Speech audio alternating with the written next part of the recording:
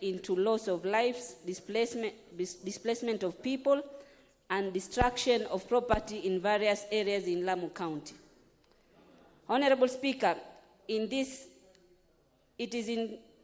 is against this background that I seek statement from the Chairperson, Departmental Committee on Energy on the following.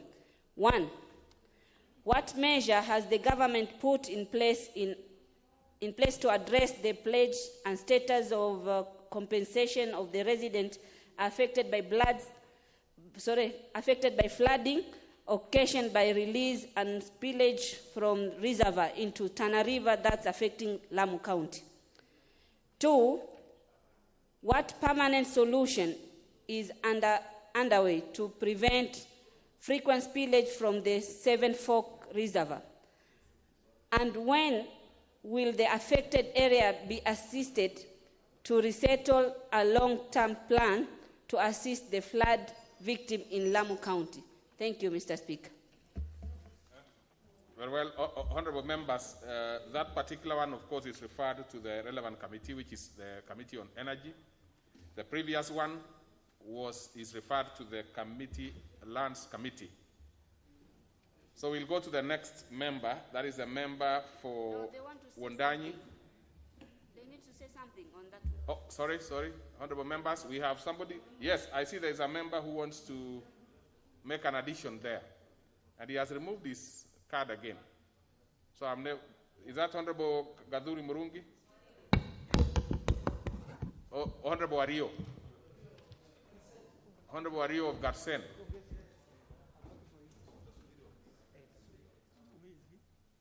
Honorable Ario. The problem is you do not place your card on the intervention slot. But what is the number of your seat anyway? Proceed.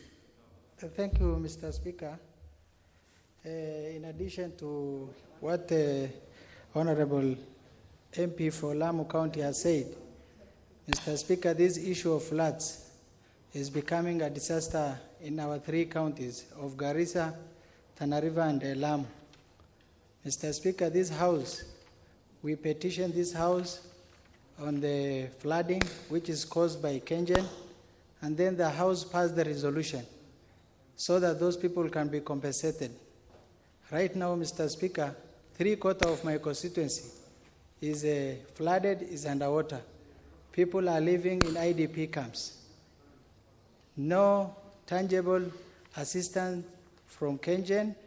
They give short notices. Farms are being affected. Livestock are being swept by floods water. The settlement, the schools. Mr. Speaker, these things keeps on occurring, and this is not a normal flooding. So I urge this House to force the Kengen to compensate our people, because they are doing a lot of destruction, and as my witness, Dr. Pokose came with the Committee of Energy to witness the destruction that is happening in our area.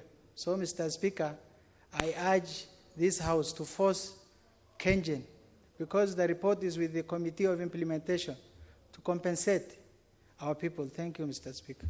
Very well. Next will be Honorable Pukose. Thank you, Honorable Speaker. Honorable Speaker, as a Committee of Energy, we visited his constituency. We also visited. Please. I just want to.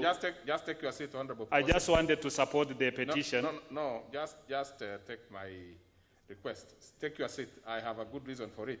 Okay. Let me first give Honorable Sankok, because he probably will be having some issues that he would want to raise, and then he will be the last one on that particular one. So let's start with Sankok. Thank you very much, Honorable Speaker. And Honorable Speaker, we can understand natural disasters, but disasters caused by human error, we cannot understand, we cannot forgive. Because, Honorable Speaker, what is happening in Tana River County and most of those 3 counties is that it is disasters that have been caused by human error. and compensation is a must, and it's upon this House to come up with a legislative framework to make sure that next time anybody who cause loss of human cause loss of human life is treated as a murderer, because they are murderers. If by negligence, omission, or commission you cause such a disaster that have affected those 3 counties, then you should be prosecuted. Thank you very much, Honorable Speaker. Okay, Honorable Pukose.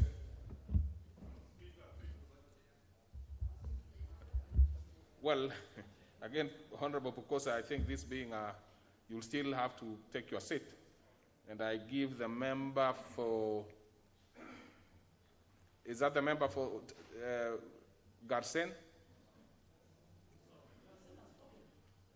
Not Garsen. You keep putting your hand up and you are not able to be, I'm not able to, because other than, I don't seem to see your name, any name other than the member for Garsen who's just spoken. So let's have Honorable Pukose. Thank you, Honorable Speaker. Honorable Speaker, the petition by, the statement by Honorable Member for Lamu is actually timely, but it is something that this House has dealt with. Our committee, when Honorable Ali Wario gave a petition on the floods that have affected, it affects the whole of lower down to Masinga Dam. And Masinga Dam is one of the dams that generates power for KenGen and supplies power to this country as a hydropower.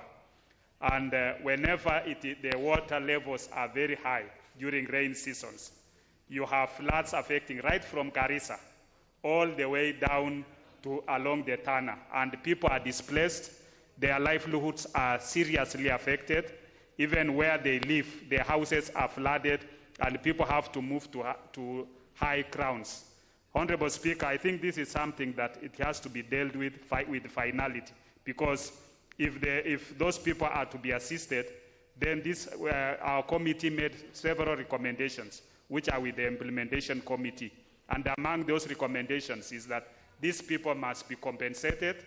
Their livelihood we must be able to be moved to places where they are not prone to floods. Also, the government needs to have more dams on the lower down to Masinga so that these floods can be controlled moving forward. Also, the Adi and the Tana, the Tata authority should be able to do some dikes down there to control those floods. So I think, Honorable Speaker, this is something that the House must be able to even allocate money for the compensation of these people whenever, and especially this time when we are talking about budget, if we need to assist the people of Tana. Thank you, Honorable Speaker. Thank you. That one is therefore committed to the Committee on Energy. I'm not going to take any other intervention because you can as well take those particular concerns and issues to the committee. Yeah, because I've given you what is it, Honorable Waida? You have asked for a statement and you are going to be answered at the committee. What is it again? And you had your opportunity. Speaker, nina point ya nidhamu. Member hapa amesema hii imejadiliwa hapa. Shida kubwa kama ameelewa statement ni kwamba walitaja Tana River, committee walitaja Tana River na Garissa. Lamu nimesoma ripoti yote, Lamu hawakuweka ndani. Sijui Lamu amefanya sisi ni tuende Somalia. Kwani Lamu si Kenya? Katika ripoti yenu mmeweka only Garissa na Tana River. Na Lamu watu yani mafuriko kila pahali. Shida kubwa matuletea kisha hamuhesabu Lamu. Sijui sisi Lamu watupeleka pahali gani? Okay. Now that one you will argue very strongly like you've just done before the committee. I also see, so that nobody, what is it, Honorable Mudhama? Member for Lamu West. Mr. Speaker, I want to put it very clear, just as what Honorable Captain Roida has said. We are normally forgotten, and especially because Lamu West constituency is where we border with Garisen. And all this water coming, instead of being channeled to the initial or the former channel where it was going to the ocean, this water floods and spreads all over to Lamu West constituencies, affecting areas like Moa, Chalaluma, Didawaride, Pangani, and the likes. So, when it comes to the implementation, Chair, Mr. Speaker, I would urge the Committee of Implementation to consider that the effects, the negative effects are felt all along, all the way to Lamu, so that it does not only stop at Gariseni, okay, as it's supposed, as they thought. Thank you, Mr. Speaker. Okay, for both the member for Lamu West and the county women representative of Lamu, this has been referred to the Committee on Energy, not the Implementation Committee.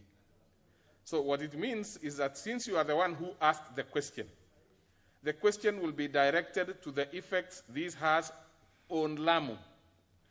There would be no reason why the committee cannot expand their thought back to Tana River County. But this one is specific, and therefore the question will be specific to Lamu, but can also have a general policy issue on also how the effect it has in Tana River. So on this one, there will be no, there should be no issue. You are the ones who have asked. You will be responded to in the particular committee, and you will raise all those other concerns there. But of course, since there are members of parliament from your neighboring county who have also raised concern, like Honorable Ario of Garsen, I believe when the committee will be answering or responding to your statement, they will also include their neighboring constituencies and generally even the Republic. Thank you very much. So we proceed to the member for Bomet Central. Oh, sorry. Member for Wundanyi first.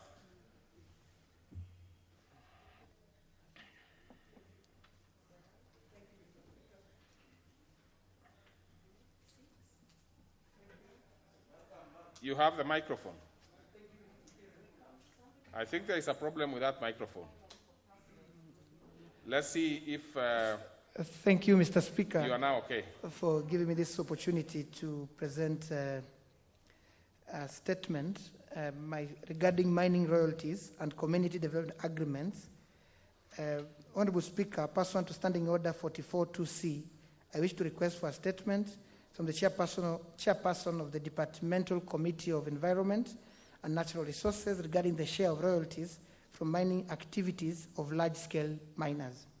Honorable Speaker, in the mining activities for large-scale miners, the Act establishes a ratio of sharing royalties 70-20-10 and the Community Development Agreements, CDAs, committees as a means to better define and manage relationships and obligations between mining companies and impacted communities. Mr. Speaker, CDA plays a valuable role in managing the expectations of the broad range of stakeholders.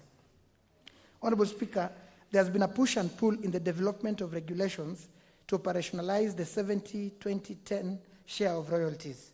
The National Treasury and the Ministry of Petroleum and Mining have been blaming each other for the inordinate delay since the passage of the Mining Act of 2016 and the subsequent adoption of the mining regulations of 2017. It is disheartening, Mr. Speaker, to see that a lot of mining activities are going on and yet host communities are still underprivileged and have the poorest of infrastructure. Mr. Speaker, the people of the coast, and more so Taita Taveta, where I come from, Wundanyi constituency, have seen no benefit of their resources God has bestowed under their land. It is on account of this concern and the general disappointment of this section of our people that I seek a statement from the chairperson of the Departmental Committee on Environment and Natural Resources on the following. 1, can the committee provide a list of all large-scale mining companies operating in the coast region and the amount paid by each as royalties since the enactment of the Mining Act 2016? 2, were royalties being paid prior to the Mining Act of 2016, and how much had each company paid by then in the coast region? Will the community ever get a share of these royalties?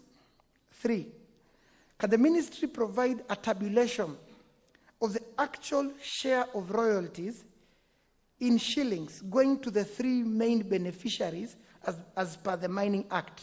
That is 70 to the national government, 20 to the county government, and 10 to the host community. Can the ministry give a clear roadmap and actual date that we shall operationalize the share of these royalties? More so, when we expect the community and the county allocation to be released from the central account at CBK. 5, what quantities of iron ore have been extracted annually in Kishushe location, Wundanyi constituency, for the last 10 years? Can the ministry inform us of the quantities moved / transferred by Wanjala Mining / Sangani after obtaining a court order, and how much royalties have been paid on this particular consignment?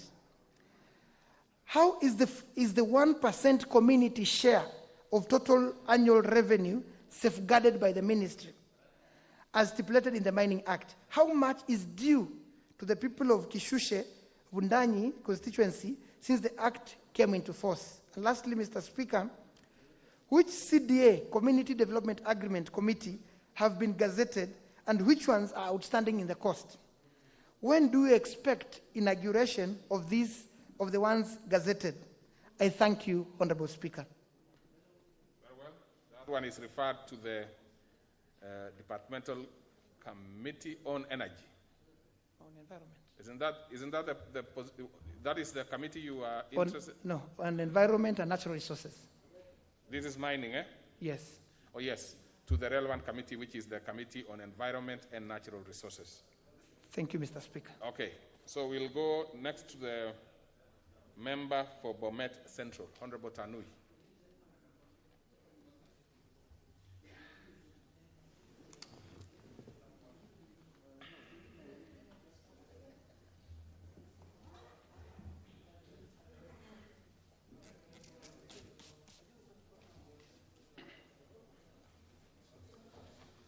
Thank you, Mr. Speaker.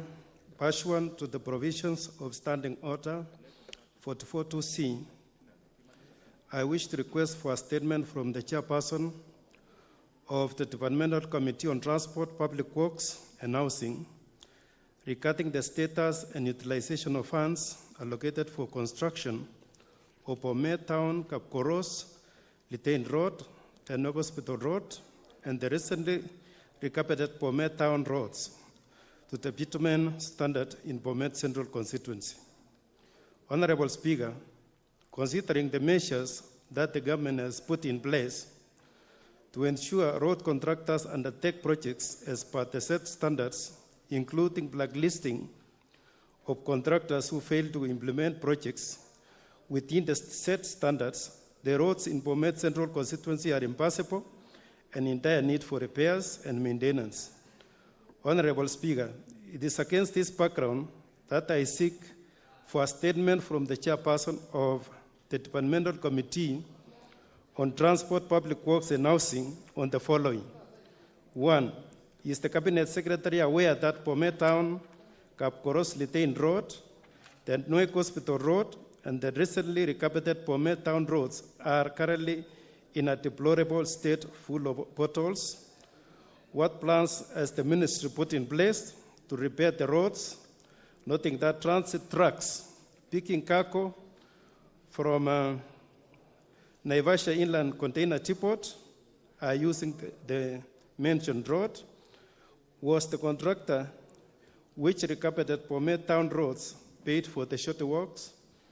Would the Cabinet Secretary clarify which government road authority is in charge of this road? Thank you, Mr. Speaker. Very well. That one also is referred to the relevant committee, which is Committee on Transport. We will therefore go back to order number 4 and give an opportunity to Honorable Kitty Chonga, the member for Kilifi South, to present a petition.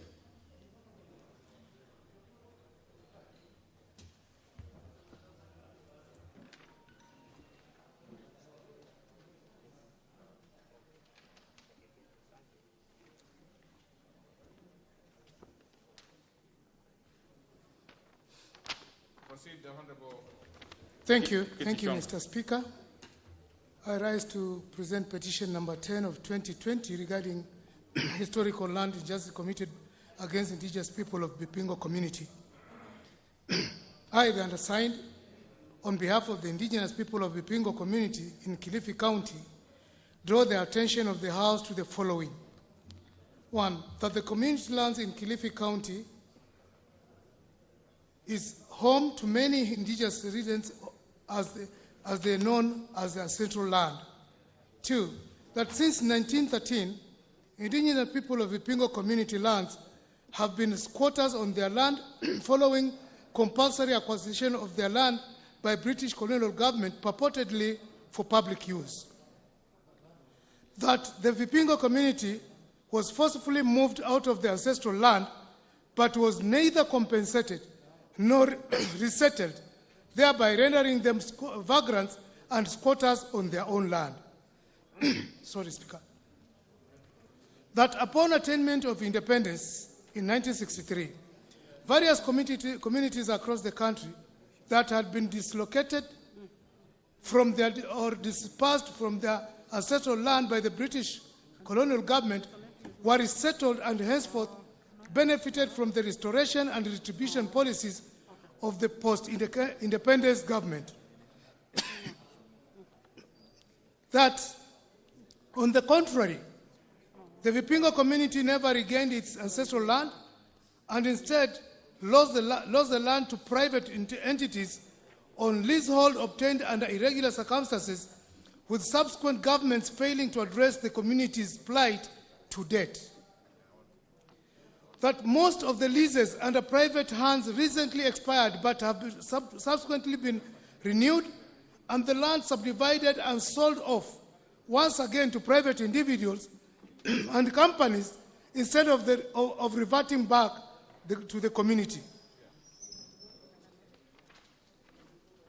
7, that the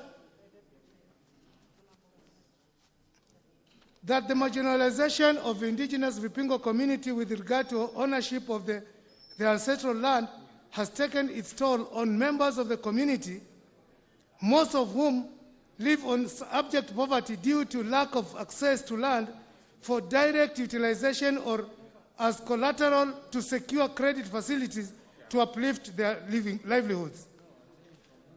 8, that efforts to address the matter with relevant authorities, including writing formally to the Principal Secretary in the State Department of Lands as well as the National Land Commission, have not borne much fruit. That the matter in respect of which this petition is made is not pending before any court of law or constitutional body. Therefore, Mr. Speaker, your humble petitioners pray that the National Assembly, through the Departmental Committee of Lands, inquires into the circumstances that led to irregular disposition of Bipingo community land from its indigenous owners by private entities with a view to reverting ownership of the said land to the indigenous people of Bipingo in Kilifi County. And finally, the committee makes any other recommendation it deems appropriate in the circumstances of this petition. And your petitioners will ever pray, presented by me. Thank you. Very well. As I give, I can see there is a member who is interested to speak to this, Honorable Kositany, who wanted to speak to this. But for something slightly different, honorable members, when you come and speak to that microphone, we must make sure that we cover our nose and mouth. Particularly that particular microphone which the member has just used, because it is used by many members. So, and by the way, members, you can see I am doing very well with my mask fully, put on and properly put on. So, no member will be allowed to speak on that particular one. Even with the nose outside the mask, we will not accept. It's a bit, if we are to exercise caution, the extreme caution will be starting from that particular microphone which many members use. Yeah? Now, I can see the Honorable Dawood has made a valid inquiry. For those members who are particularly blessed with reasonable face physiques, like the nose and others, also try and get a mask that will be, you can as well, those in the yesteryears when you had a big foot, they would ask you to go and take measurements in Limuru Bata. Now, I'm not so sure this one. I believe the one in Kitui, Kikotek, can produce that can satisfy any size of the nose. So, honorable members, let's move to the next order, but be very careful. On the members who will be coming to speak on that particular microphone, we will be very keen. Okay, next order. Order number 8, the County Outdoor Advertising Control Bill, Senate Bill number 19 of 2018, second reading, question to be put. Order members, having confirmed that we have the requisite numbers, I put the question, which is that the County Outdoor Advertising Control Bill, Senate Bill number 19 of 2018, be now read a second time. Will as many as of that opinion say aye? Aye. Many as of a contrary opinion say nay? The ayes have it. A bill for an act of parliament to provide for a legal framework for the regulation of outdoor advertisement in the counties and for connected purposes. Order number 9, motion, report on the budget estimates for the financial year 2020-2021, general debate, first allotted day. Now, the vice chair budget is the one moving it, and I have information that you want to move it in an amended form. If that is the case, which I think it is, you need to really clarify, particularly the issues that you want to move in that particular manner. So, Honorable Lesonet, proceed. Thank you, Mr. Speaker, for this opportunity to move the report of the Budget and Appropriations Committee, like you said, Mr. Speaker, in amended form. Mr. Speaker, pursuant to the provisions of Standing Order number 48, I beg to move the motion in an amended form as follows, Mr. Speaker.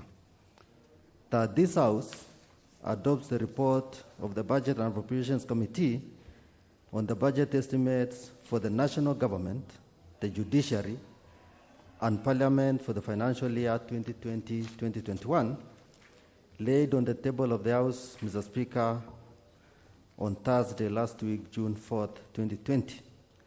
And pursuant to the provisions of Article 221 of the Constitution of Kenya, Section 39 of the Public Finance Management Act 2012, and Standing Orders 235 and 239, approves the issuance of a sum of Kenya shillings 1,887 billion shillings, 470,995,757 from the Consolidated Fund to meet the expenditure during the year ending 30th June 2021 in respect of the votes contained in the first schedule, Mr. Speaker, and further makes the policy resolutions contained in the second schedule to the order paper, Mr. Speaker.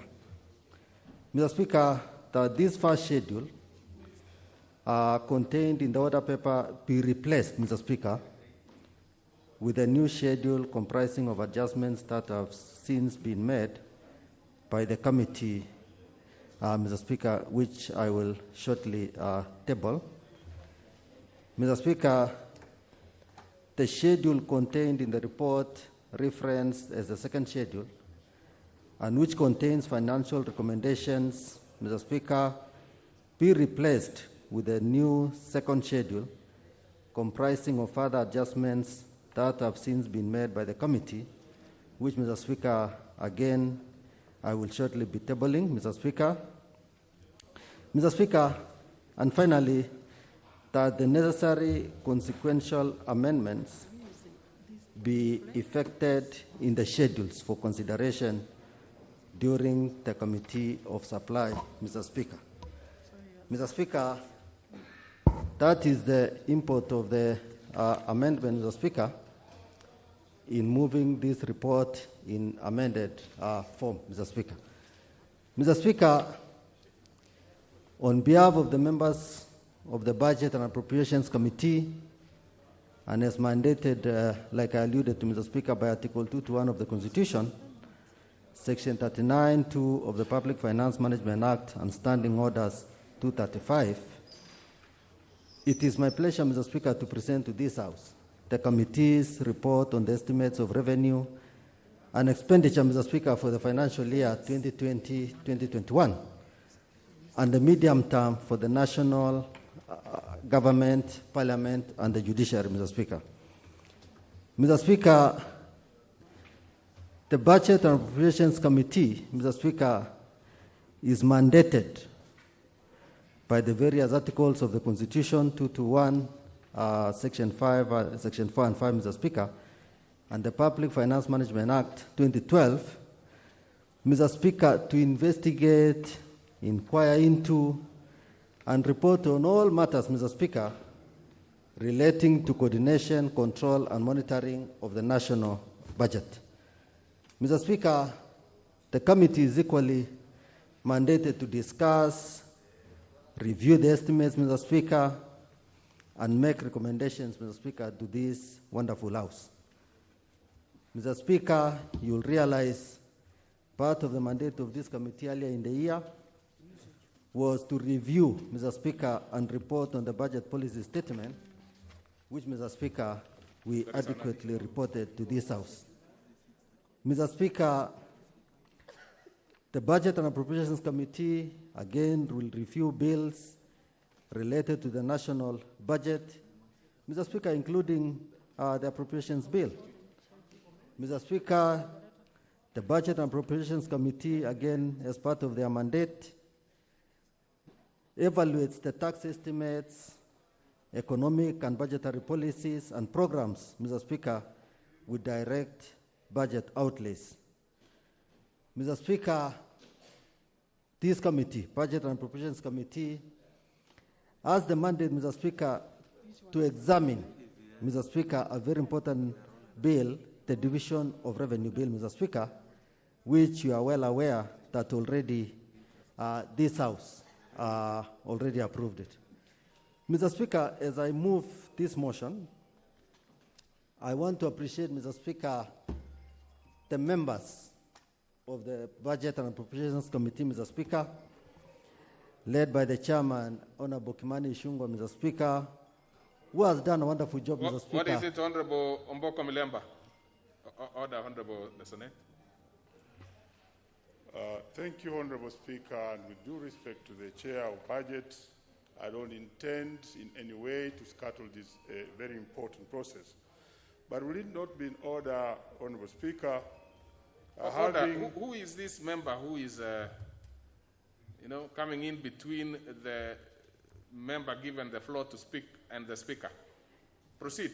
Chair, Honorable Speaker, having correctly moved that this motion is being moved with an amendment, and the amendment relates to the schedule which he will be tabling.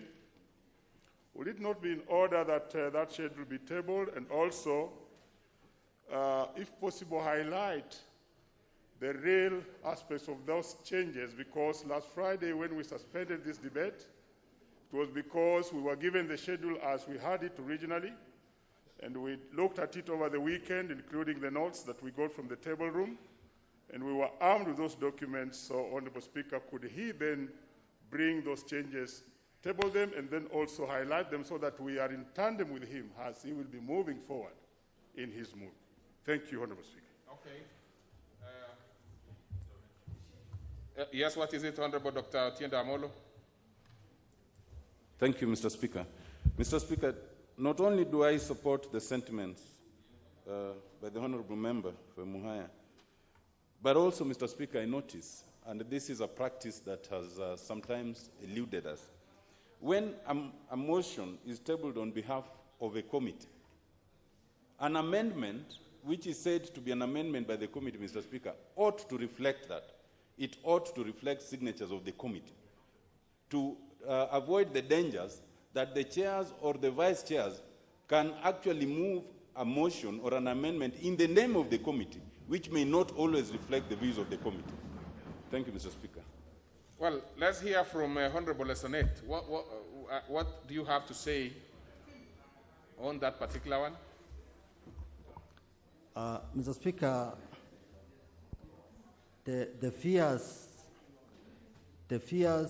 of the honorable members, Mr. Speaker, including specifically the fears of Honorable Tienda Omolo, Mr. Speaker. Mr. Speaker, you note that before we table any motion, and particularly in amended form, Mr. Speaker, it requires the approval of your office, Mr. Speaker.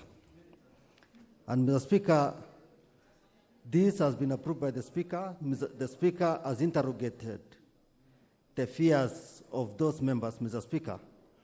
And in fact, Mr. Speaker, it is for the same reasons why we did not table the schedule on Thursday, the amended schedule on Thursday, is because we needed the concurrence of the members, which we were able to obtain yesterday, Mr. Speaker. We did a meeting yesterday, Mr. Speaker.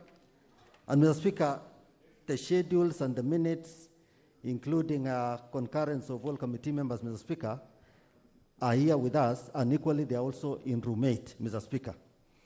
So, Mr. Speaker, in terms of the honorable member for Emuhaya, Mr. Speaker, in terms of the details of the schedule, Mr. Speaker, the new schedule has been tabled, Mr. Speaker.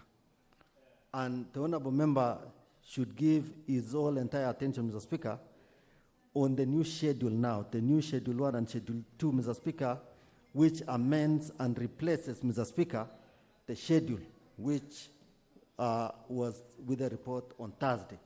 So what the honorable member can do, Mr. Speaker, for now and because of time, is to rush, Mr. Speaker, to room 8 and be able to pick the replacement schedule. Majority? I think, Chair, you remember last week we asked, we had a report table with a schedule. And the committee, according to the chair, vice chair, they have met and they have done procedure. It's now, I think, for you to order the table office and the clerk office, at least to circulate the new schedule, the new amended schedule. You know, the member is just talking about I've tabled. Even me, I need to see the new schedule, which has been amended by the committee on Monday. Makes a lot of sense. Really, I think now the issues, is no longer with the committee, because they seem to have done their bit. The members who have raised concerns also have their right, because really they want to know that the committee is on board.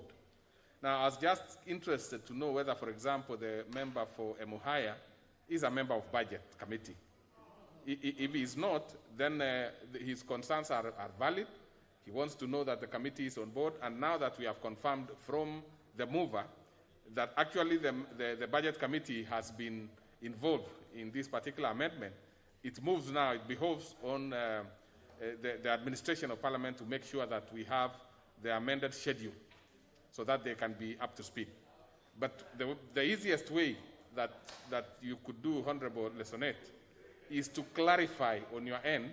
And, since members, we are all, they will be able to really get the gist of the amendment, as we also make sure that we confirm that the committee was involved, which I'm sure it was. Proceed, Honorable Lesonet. Thank you, Mr. Speaker, for that direction and for that clarification. Mr. Speaker, the amendment to this schedule, Mr. Speaker, like you know, these are extremely very difficult times for this country and for the world at large, Mr. Speaker. Mr. Speaker, we reached an agreement with Treasury that any votes which were not funded, Mr. Speaker, because, Mr. Speaker, when we received committee reports from committees, they actually convinced us that certain projects need to be funded, Mr. Speaker, And in our first schedule, we thought we could be able to agree with Treasury where we can get funding for such particular projects.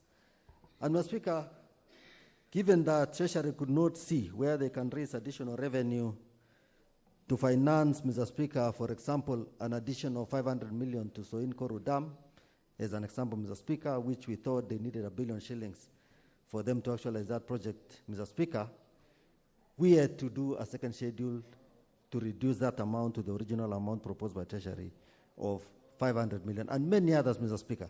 We needed a cardiac catheterization machine in Moi Teaching and Referral Hospital, Mr. Speaker. Mr. Speaker, there was no funding for that. That equal, Mr. Speaker, had to be reduced. But I want to invite members to pay particular attention, Mr. Speaker, to the schedule now as tabled. So, Mr. Speaker,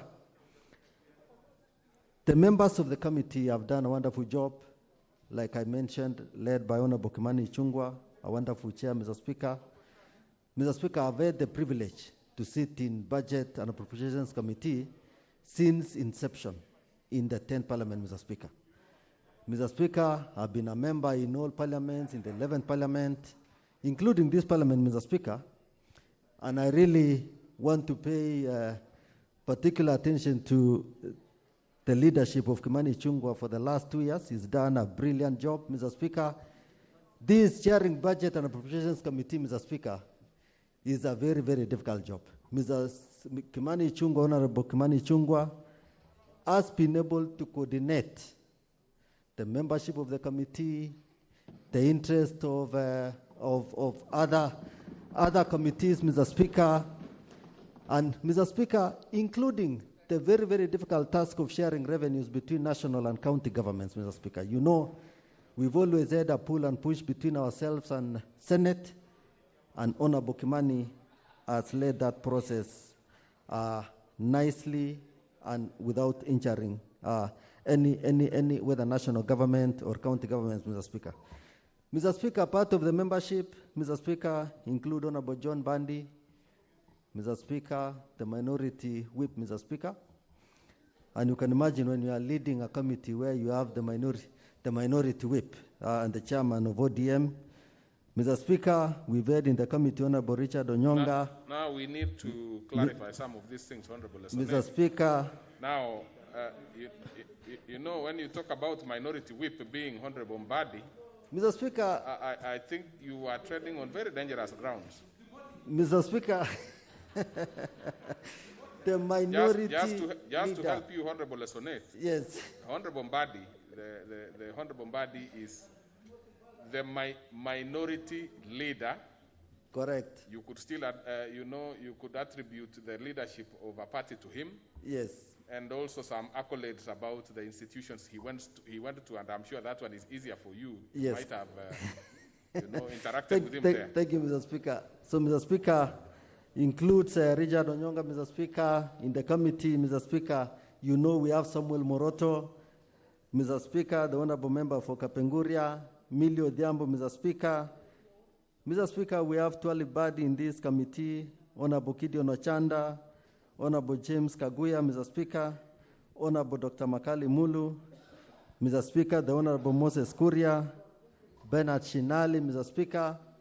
I really want to recognize all members, John Mushiri, Jude Jomo, Corey Lemain, Mr. Speaker, Sarah Korere, Honorable Nasula Lesuda. No, Honorable Lesonet, if you recognize the membership, I'm just about to finish, Mr. Speaker. If you go to the details, Honorable then you take a lot of your time from Mr. dealing Speaker. with the substance. So, Mr. Speaker, those are part of the wonderful membership, and I really want to thank the majority party and minority party, Mr. Speaker, for giving this committee such a strong and committed membership. Mr. Speaker, during this budget making, and Mr. Speaker, the members need to know very well that the biggest mandate for this House, Mr. Speaker, is to write the budget, Mr. Speaker. So even as we sit here today, we are actually performing the most important role of this House to write budget and agree spending, Mr. Speaker. That is the role of this House, Mr. Speaker. And they have done that wonderful job, Mr. Speaker, nicely for the last 10 years, Mr. Speaker. Mr. Speaker, during this budget making... What is it, Honorable Junet? Mr. Speaker... Order, Honorable Lesonet. Mr. Speaker, Yes. I'm a bit lost, Mr. Speaker. The information the Vice Chair is giving the House and myself. He's saying the biggest mandate of this House, Mr. Speaker, is to write the budget. I don't know whether that is Tugan language, Mr. Speaker, because writing a budget, I'm unable to understand it, honestly speaking, Mr. Speaker. It is your business, Honorable Lesonet, to find Honorable Junet. Mr. Speaker. But looking at that particular term, it looks to me like it's a right one. Yes. You know, it all depends on the background institution. Like, for example, yourself, I know the national school that you attended, I believe, that is where it gives you some English that is sometimes a little confusing. Now, find Junet somewhere. Thank you, Mr. Speaker. I agree. What is it, Honorable Otiende Omolo? Mr. Speaker, the Honorable Vice Chair is a seasoned member, so I'm sure he will sit down when I'm on my feet. Mr. Speaker, I truly respect the committee, the membership, and the various accolades given to the chair and its members. Obviously, there might be a reason for that, and we will come to that. But, Mr. Speaker, I am listening to the Vice Chair move this amendment to the motion. And the most important aspect in Standing Order 48 is that he's supposed to demonstrate to us that that amendment does not materially alter any principle contained in the original motion. Mr. Speaker, I am still waiting for that demonstration, not the accolades and individual standing of the members. Honorable Tiende is absolutely right. And remember, that is I'd asked you to do that. It's easier for you to do all the rest after you have actually shown these particular amendments. Looking at it very easily myself, I see that there is about some, from what you are moving and what is in the order paper, there is a difference of just slightly above 5 billion. I'm not so sure if that is the position. And that's what I've also been waiting for. Because when you mentioned about the figures, there was some amount which were on top or something like that. So I want you to go straight there so that as the members internalize this, they will be able to, now debate that particular motion with full knowledge. And I think Honorable Dr. Amolo is absolutely right. So Honorable Lesonet, please go to that particular bit. Mr. Speaker, I promise to come to that before I conclude my remarks on this particular motion, Mr. Speaker. Mr. Speaker, you rightly put it. Honorable Junet, Mr. Speaker, is arguing on writing the budget. Honorable Junet does exactly what we do, to write the budget, Mr. Speaker. Mr. Speaker, we did public hearings, Mr. Speaker, and out of the public hearings, Mr. Speaker, after listening to various Kenyans, Mr. Speaker, there's an adjustment of 1.2 billion shillings to this budget to accommodate issues of public hearing, Mr. Speaker, to cover 12 counties. Among them, Mr. Speaker, Tana River County, Garissa County, Mr. Speaker, Kitui, Murang'a, Turkana County, Samburu, Kericho, Narok, Busia, Homa Bay, Kisii, and Kwale, Mr. Speaker. It is the provisions in the Constitution, Mr. Speaker, that makes it mandatory that public hearing must be done. And we are demonstrating by putting additional resources to these 12 counties, which, Mr. Speaker, participated in the public hearing. Mr. Speaker, in this report, Mr. Speaker, being very, very difficult times, Mr. Speaker, you will realize there are additional resources, 53 billion shillings, Mr. Speaker, popularly referred to as economic stimulus, Mr. Speaker. In this economic stimulus, Mr. Speaker, including to support, Mr. Speaker, the farmers, through including irrigation, Mr. Speaker, household irrigation, Mr. Speaker. A whole 2.6 billion shillings, Mr. Speaker, has been allocated so that households can be able to do their own irrigation schemes from their own homes, from their own farms, Mr. Speaker. Mr. Speaker, I am pleased to inform this House that following robust discussions in the public sphere, the national government submitted a follow-up document for incorporation into the budget outlining a post-COVID-19 economic stimulus program, Mr. Speaker, so that when this, once we are done, Mr. Speaker, with this COVID-19, at least our economy can still rejuvenate. Mr. Speaker, the macroeconomic framework underpinning the 2020-2021 budget, Mr. Speaker, is anchored on a GDP growth projection, Mr. Speaker, of 4.2% in the 2020-21, based, Mr. Speaker, on a 2.5% growth projection in this 2020, and approximately 5.8% growth in the 2021. Mr. Speaker, the financial year 2020-2021 covers a half of this year, Mr. Speaker, and a half of next year, and those two growth projections, Mr. Speaker, will give us that average of 4.2%. Mr. Speaker, though quite small and relative to the required economic stimulus, the proposed economic stimulus, Mr. Speaker, is a good start. The program is proposed by His Excellency the President includes, Mr. Speaker, the Kazim Taani program, which has already kicked off, Mr. Speaker. There is already recruitment in various sub-counties and constituencies of youths to participate in this Kazim Taani in the various towns and urban centers in this republic, Mr. Speaker. You'll find them under the CARA program, Mr. Speaker. You'll find them under the Kura program, Mr. Speaker. And also, Mr. Speaker, in the water sector, there are resources in this budget to support what we are calling, Mr. Speaker, Kazim Taani, so that, Mr. Speaker, the effects of unemployment, because we know, Mr. Speaker, with this COVID-19, we've seen so many people losing their jobs. Mr. Speaker, during deliberations with the departmental committees, it emerged that the issue of pending bills, Mr. Speaker, continues to persist despite the government's commitment to clear all pending bills early this year. Mr. Speaker, indeed, many of the pending bills have no proposed budgetary provisions, Mr. Speaker, while some of them are being litigated in our courts.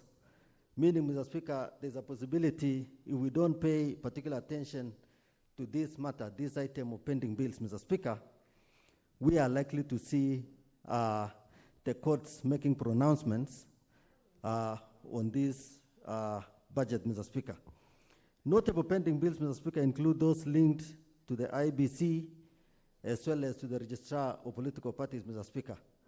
Mr. Speaker, the Constitution has prescribed the percentage that should go to political parties, and we've not been able to meet that percentage, Mr. Speaker. And if we are not able to meet, Mr. Speaker, maybe it is possible that in future amendments of the Constitution, it can be one of the items that can be looked at so that we can put a figure, Mr. Speaker, that can be afforded by Kenyans. It looks like for now, we are not able to afford the amount that goes to the Registrar of Political Parties, Mr. Speaker. Mr. Speaker, with regard to the flood mitigation, it is disappointing to know that very little resources, Mr. Speaker, have been allocated towards this cause. Mr. Speaker, recent statistics by the Devolution Ministry have placed the flood-related death toll at 289, Mr. Speaker. Mr. Speaker, you will notice that we've lost more people due to floods than COVID-19, Mr. Speaker. And this is an area, Mr. Speaker, we need to pay attention. That attention, Mr. Speaker, as a small demonstration in this budget, in that 500 million, Mr. Speaker, has been allocated so that the floods in Nyando can be mitigated by the construction of the Soin-Koru Dam, Mr. Speaker. And we hope that the ministry will fast-track the procurement process for that Soin-Koru so that in not very long time, Mr. Speaker, the floods in Nyando will be a thing of the past. Mr. Speaker, analysis of the list of projects reveals that some projects have been allocated resources despite having been finalized, Mr. Speaker. That was a serious observation by this committee, Budget and Appropriations.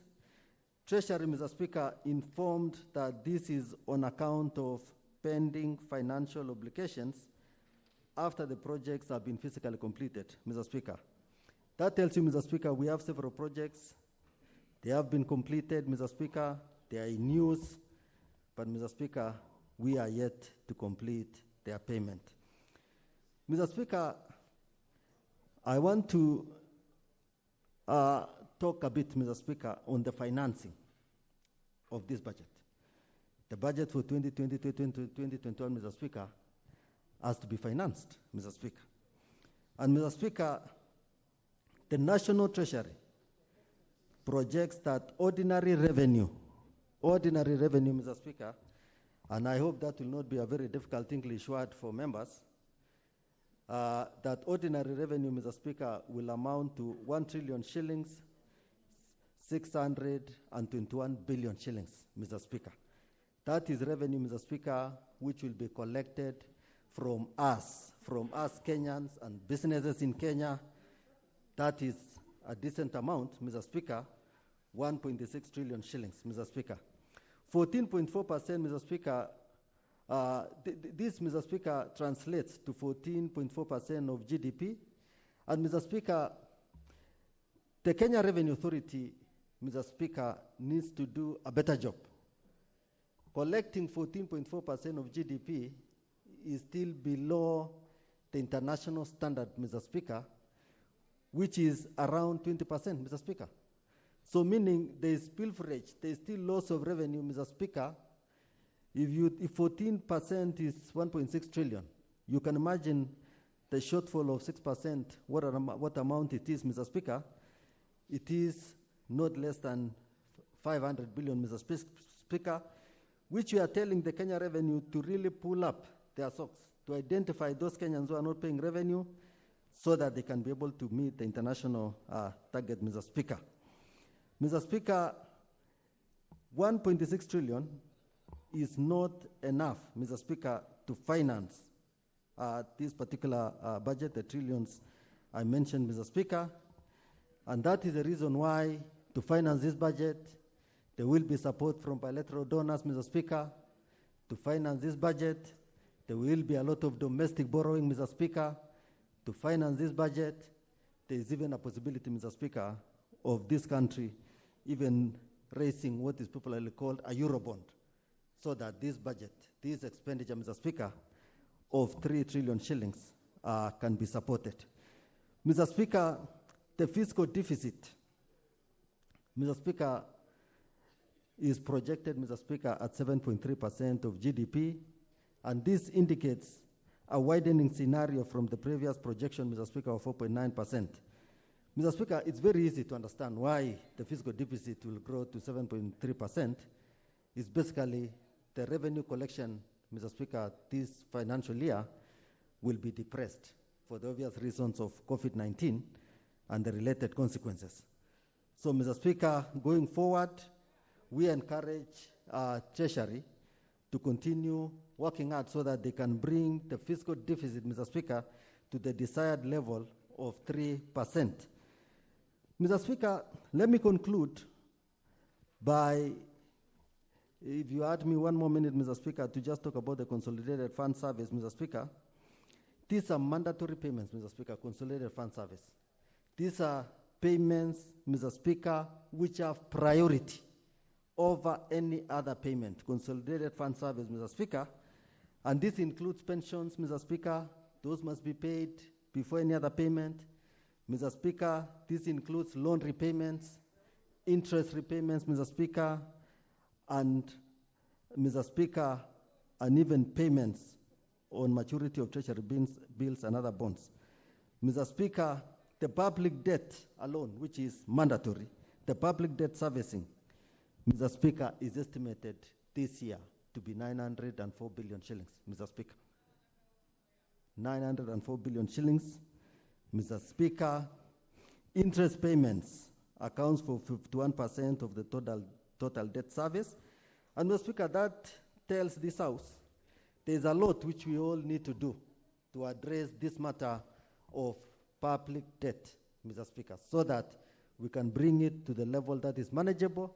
And Mr. Speaker, if we succeed to manage this public debt, it will release additional resources and more resources, Mr. Speaker, to development, to the development vote. Otherwise, Mr. Speaker, if we don't manage this, very soon, Mr. Speaker, you will find maybe entire 50% of budget going to debt servicing.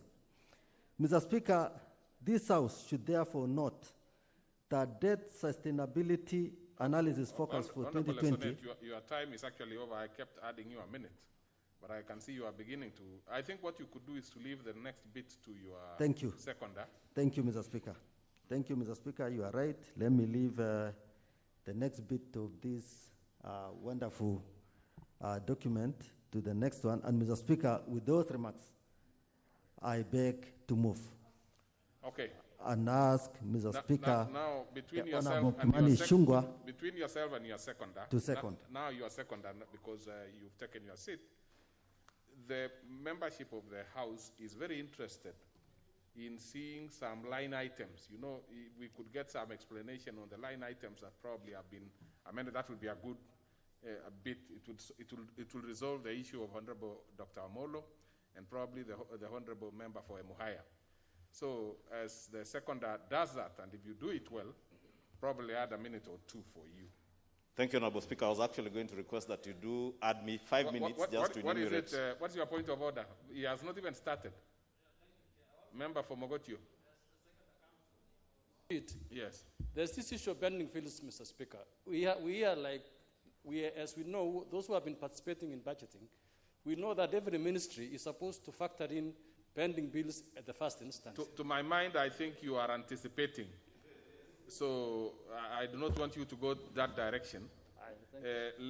Well, if at the end of the day, he will not have captured issues that you really think he should have, you will have your day in Parliament. You will say it yourself and probably make those kind of observations. Honorable.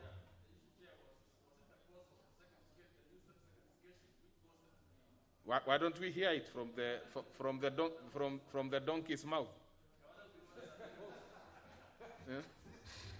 Honorable Speaker, thank you. I was actually about to beg, thank you for your indulgence. I wanted to ask that you add me 5 minutes. Just to enumerate some of the changes that the Vice Chair was not able to enumerate in relation to the question that Honorable Chairman Moro did ask. And if you look at the past schedule that we tabled together with the report, Honorable Speaker, there were changes in the security department, the Committee on Internal Security.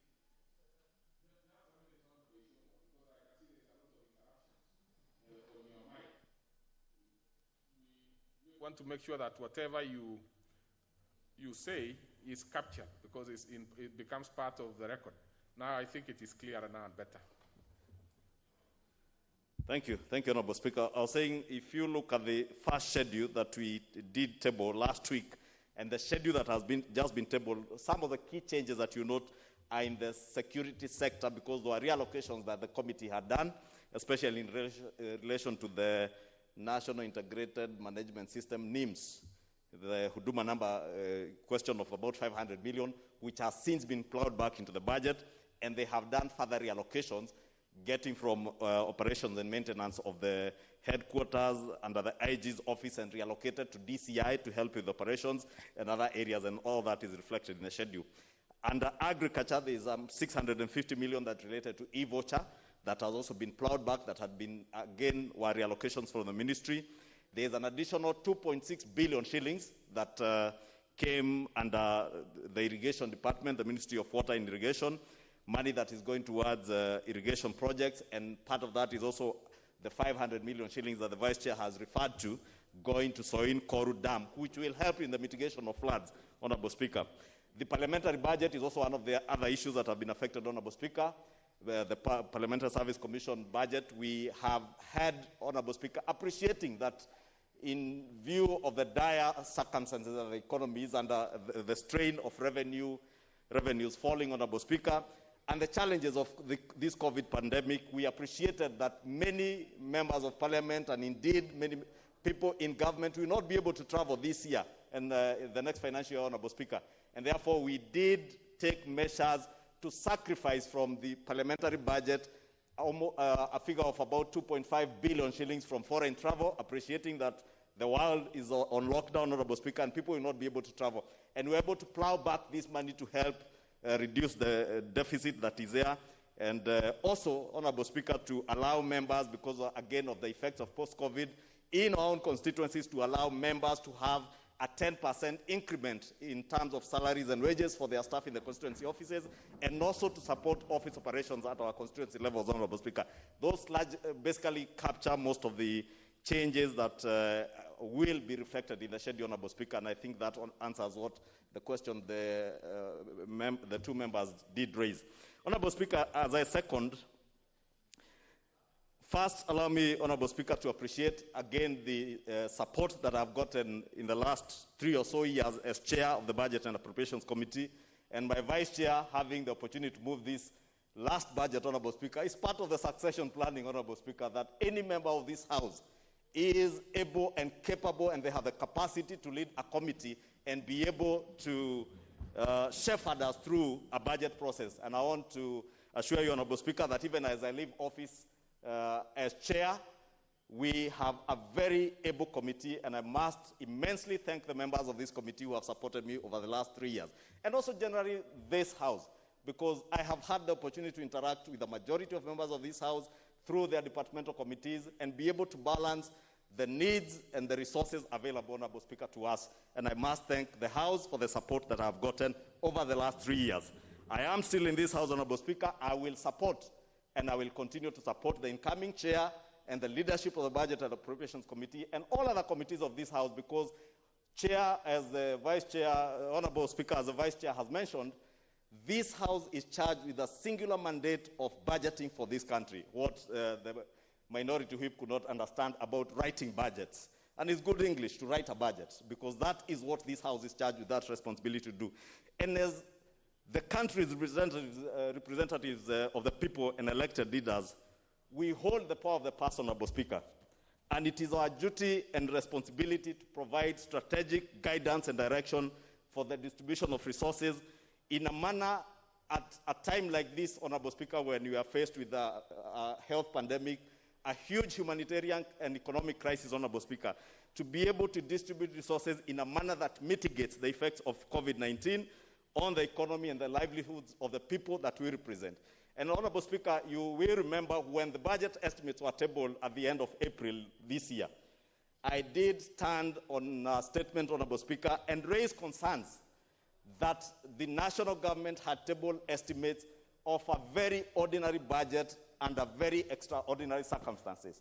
And we took issue, Honorable Speaker, with the fact that the estimates as were tabled then did not reflect the realities of our economy today and the realities of our country today.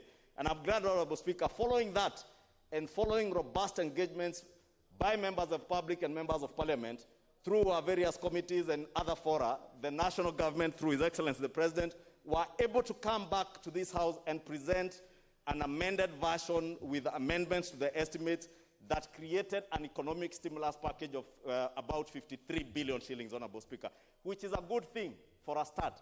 It is small, Honorable Speaker, for an economy like this, but it is a good start.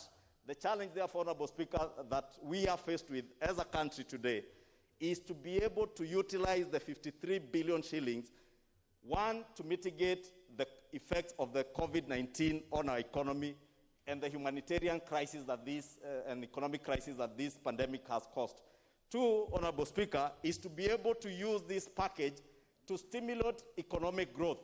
And I appreciate what the Honorable for Mogotio is asking about pending bills. And if you read the report, Honorable Member for Mogotio, you'll see, I think it's point number 15, we are speaking about the question of pending bills. appreciating as a committee that this is a matter that none other than His Excellency the President pronounced himself on as early as June of 2019 and directed all MDAs and governments, including county governments, to settle pending bills.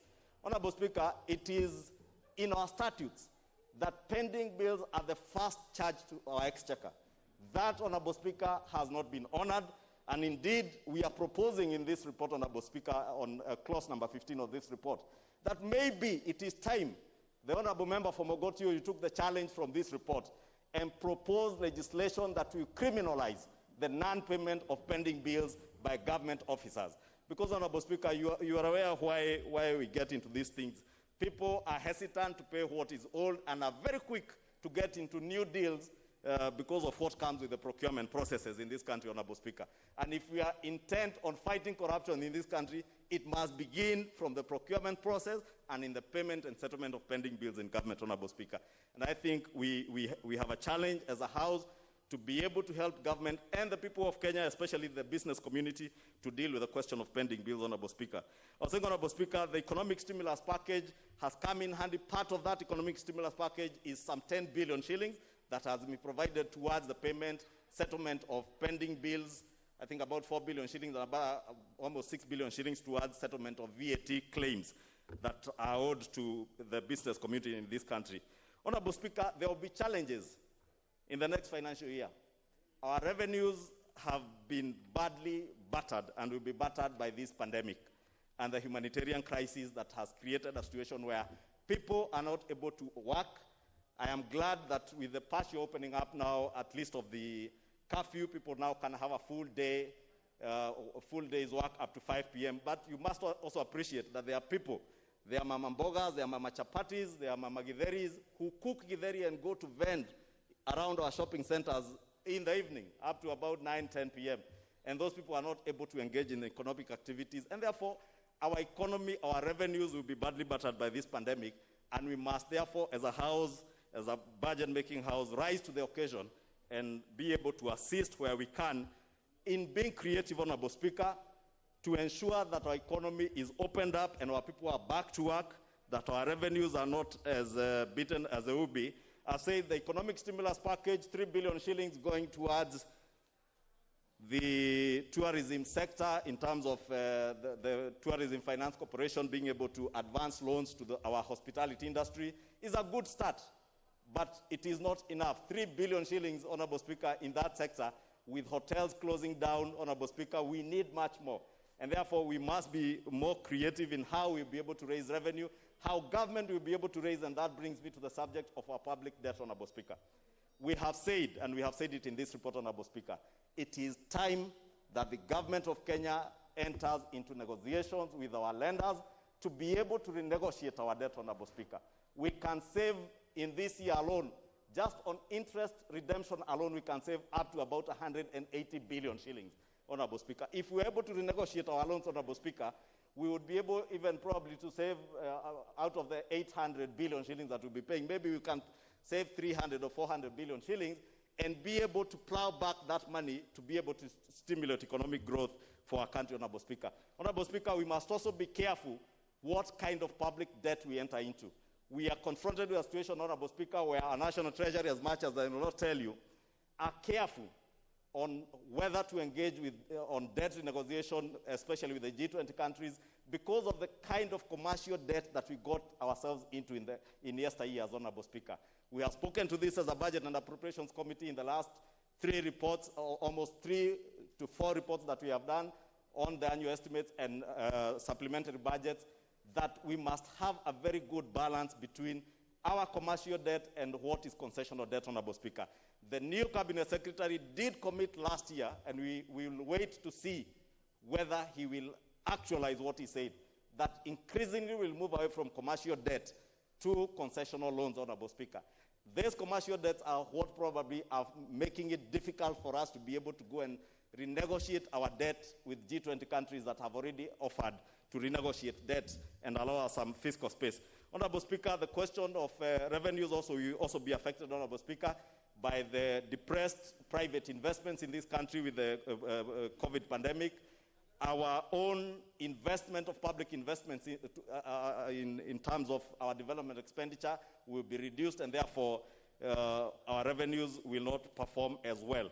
Therefore, Honorable Speaker, we will be confronted later in the year with a situation where we may have to relook into this budget, and I foresee maybe in the next 2 to 3 months we may have to review part of these estimates and budget that we have done now, Honorable Speaker, because as I said, Honorable Speaker, it was disappointing that from the word go, the National Treasury never reflected the realities of today's issues, the issue of flooding. But I'm glad after we raised that issue here on the floor of this House, Honorable Speaker, they came back, they have provided money for flood mitigation, as the Honorable Vice Chair said, in Nyando, in parts of Garissa and Tana River areas that flood. They have provided more money towards irrigation projects that will also help in the creation of dams, especially even in Asal areas and parts of Migori, where they will be able to use water, harvest water, Honorable Speaker, that would otherwise go to flood and ravage settlements where people are living, Honorable Speaker.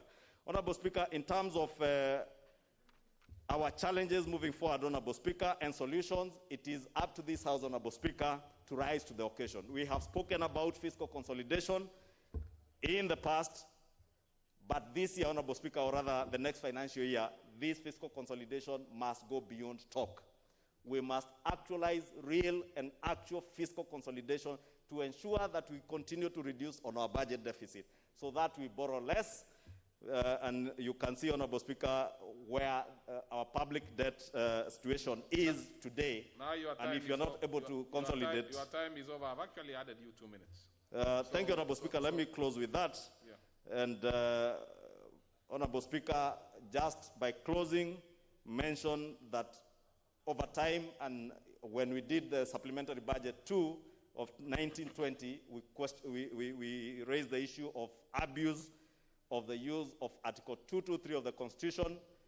We have raised the same issues in this report and other reports that we have raised before, that as a House, Honorable Speaker, we must put our foot down to ensure that every expenditure by government is brought to this House, and this House is able to oversight each and every expenditure, including the COVID funds. We did indicate in this report, and members who go through the report will be able to see that we want to ensure that all resources, including those from the COVID fund, are appropriated by this House. And with that, Honorable Speaker, I beg to second and again take this opportunity to thank all the honorable members of this House and the Kenyan people, and more especially the people of Kikuyu who donated my time and the resource in me to be able to serve the people of Kenya as chair of the Budget and Appropriations Committee the last 3 years. Thank you, Honorable Speaker. Okay. Honorable members, I want to propose a question, which is that, so I'm going to propose a question, which is that this House adopts the report of the Budget and Appropriation Committee on the budget estimates for the national government, the judiciary, and Parliament for the financial year 2020-2021, laid on the table of the House on Thursday, June the 4th, 2020, and pursuant to provisions of Article 221 of the Constitution of Kenya, Section 39 of the Public Finance Act 2012, and Standing Orders 235 and 239, approve the issuance of sum 1,887,470,995,757 from the Consolidated Fund to meet the expenditure during the year ending 30th June 2021 in respect of votes contained in the first schedule, and further makes the policy resolutions contained in the second schedule to the order paper. Now, honorable members, I hope you saw the difference in terms of the figures.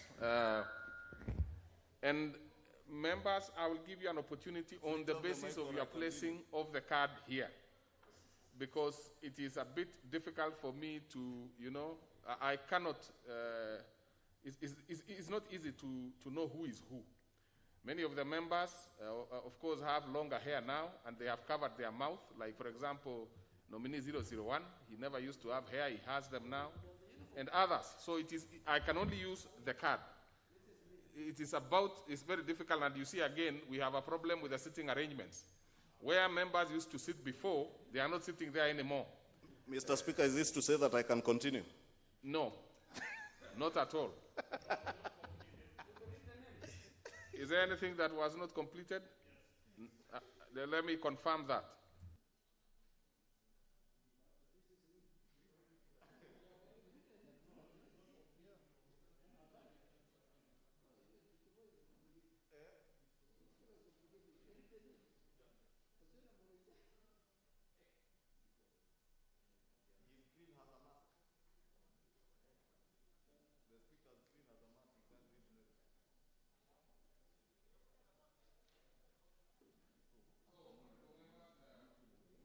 Of course, Honorable Pukose is right.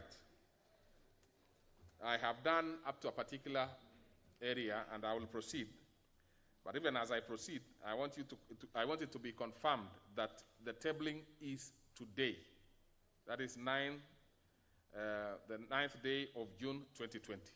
So I'll proceed, honorable members. That, again, the first schedule contained in the order paper to be replaced with a new schedule comprising of the adjustments that have been made by the committee and tabled today, 9th June 2020. 3, that the schedule contained in the report referenced as the second schedule and which contains the financial recommendation to be replaced with a new second schedule comprising of further adjustments that have since been made by the committee. Lastly, that the necessary and consequential amendments be effected in the schedules for the consideration during the Committee of Supply. Now, and honorable members, we will start, of course, with the leader of majority and followed by the leader.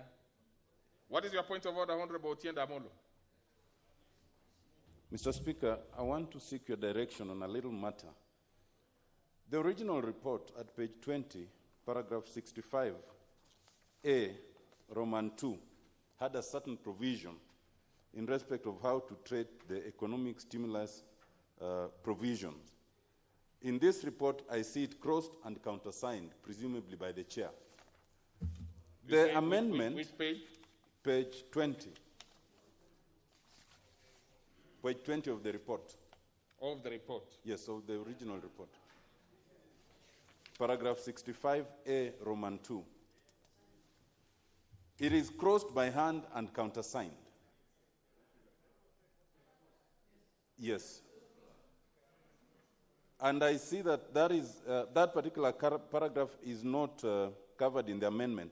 I want to seek your direction whether we should take it that the crossing by hand and countersigning means it is not part of the report, or it is a way of seeking to amend that report. I just wish to know what the position is. If it is crossed and countersigned, that is there for the report. Now, it's not there. And that's my thought. I mean, if it has been countersigned, it means it's part of the report. Which are the issues that you think could have been captured that probably you would have an issue with? No. Mr. Speaker, I am asking your direction to find whether that crossing and countersigning means it's expunged, or whether it is still required to be moved as an amendment to be expunged. That's all I'm asking. It is expunged. Very well. It's expunged, so you ignore it. Then I'm fine with that. Well, what is it again, Honorable Member for Kikuyu? Honorable Speaker, I think the Honorable Otienda Amolo has a very legitimate concern because this particular recommendation was anchored on reallocations that had been done, but you will appreciate that this report, Honorable Speaker, the original report was to be tabled on the 2nd of June, but we were not able to table this report on 2nd of June because of particular amendments that we are not agreed on with the National Treasury. Consequently, Honorable Speaker, part of those amendments related to funds like what is provided for under the economic stimulus for purchase of desks for schools, the construction of classrooms in 300 secondary schools across the country. And the understanding by the departmental committee before was, and the recommendation was that this fund be channeled through NGCDF. But the National Treasury did come and explain to the Budget and Appropriations Committee that the intention of the economic stimulus package was to have this centrally managed under the Ministry of Education and deliver a full package of a classroom and the desks in the classroom. And therefore, it was not feasible to have that particular amendment reflected in the schedule. And therefore, you will not find money going into NGCDF for the 300 secondary schools or for the school desks. And that is what necessitated that beautiful signature you see there, Otienda Amolo, is my signature. You know, and the crossing means it is not part of the report because it is the same signature, as you will see, that has signed the report. Therefore, it is not a part of the report. And remember, Honorable Member for Kikuyu, I had added you 2 minutes. But now from the back door, you have used Honorable Tiende's concern to add yourself another 3 minutes from the back door. Now, you will not be allowed to do that again. Now, let's proceed. You know, I don't want you to talk about the schools you went to, Honorable, Ishungwa, because it is a school which was in your locality. I'm not so sure whether you went there by merit or on affirmative action. Now, because being a school in the locality, so let's have the Leader of Majority, please. And the Leader of Majority has 10 minutes. The Leader of Minority will also have 10 minutes. The rest of the membership, 5 minutes each. Thank you, Mr. Speaker. The Speaker will not go back to the schools. Let me support on the onset the report of the Budget and Appropriation Committee on the estimates of expenditure and revenue of the national government, the judiciary, and the parliament. Speaker, and I think it's good for the people of Kenya to know that we are doing this in compliance with the Constitution, Article 221 and Section 39 of the PFM Act, where the minister must present to Parliament the estimates of expenditure and revenue by April 30th. And again, Section 39 says, whatever we do, this report must reflect the Division of Revenue Act and the resolution that this House adopted in as far as the budget policy statement is concerned. What does that mean? It means if there will be an increase in expenditure in any proposed appropriation, it must be balanced by a reduction in expenditure in another proposed appropriation. So this budget must balance. This budget must balance, and I think that's where we're heading. Mr. Speaker, today is the beginning, and I'm sure we'll go the whole day discussing the budget. And based on the approval of this House, of this report, is what the Minister for Finance will use to come and tell the country and the House his budget 2020-2021 highlights on Thursday afternoon. Speaker, first I want to thank the Budget and Appropriation Committee and the Departmental Committee who were involved, and the Budget Office, led by Ms. Makau, who spent a lot of time in the production of this report. Speaker, this is a very, very unique year, and this is a very unique budget. This budget has been prepared against a backdrop of the ongoing global COVID-19 pandemic, the floods that are also ravaging our country in western parts of Kenya and in the lower parts of Garissa, Tana River, and Lamu, and many, many other parts. And above all, this budget has also been prepared at the backdrop of the locust invasion. But most significantly, this budget is being prepared at the backdrop of the economic challenges. The economy is stressed. The economy is facing a lot of challenges. And drafting the budget 2020-2021 was therefore to comprehensively, Mr. Speaker, respond to the crisis, whose again Its timeline and its depth is unknown. We don't know when this COVID-19 will end. Hopefully, we have at least know when the floods will subside, and I'm sure the Minister for Agriculture must be fighting the locust and the eggs that they usually lay. Speaker, so Kenya is part of the global economy, and both globally and domestically, the economic activities have significantly been disrupted. And that disruption has led to uncertainty, has led to instability, affecting key parameters of any economic growth. And these parameters is the overall economic performance. Tax collection by the taxman has significantly reduced in the last quarter. Both public and private investment has slowed down. The current account balance is not looking very good. The personal incomes of our people is at its lowest, and there is unemployment in our country today. So this ripple effect of the health pandemic on the Kenyan economy, Mr. Speaker, has been visible in terms of reduced export earnings, because we are not exporting anymore.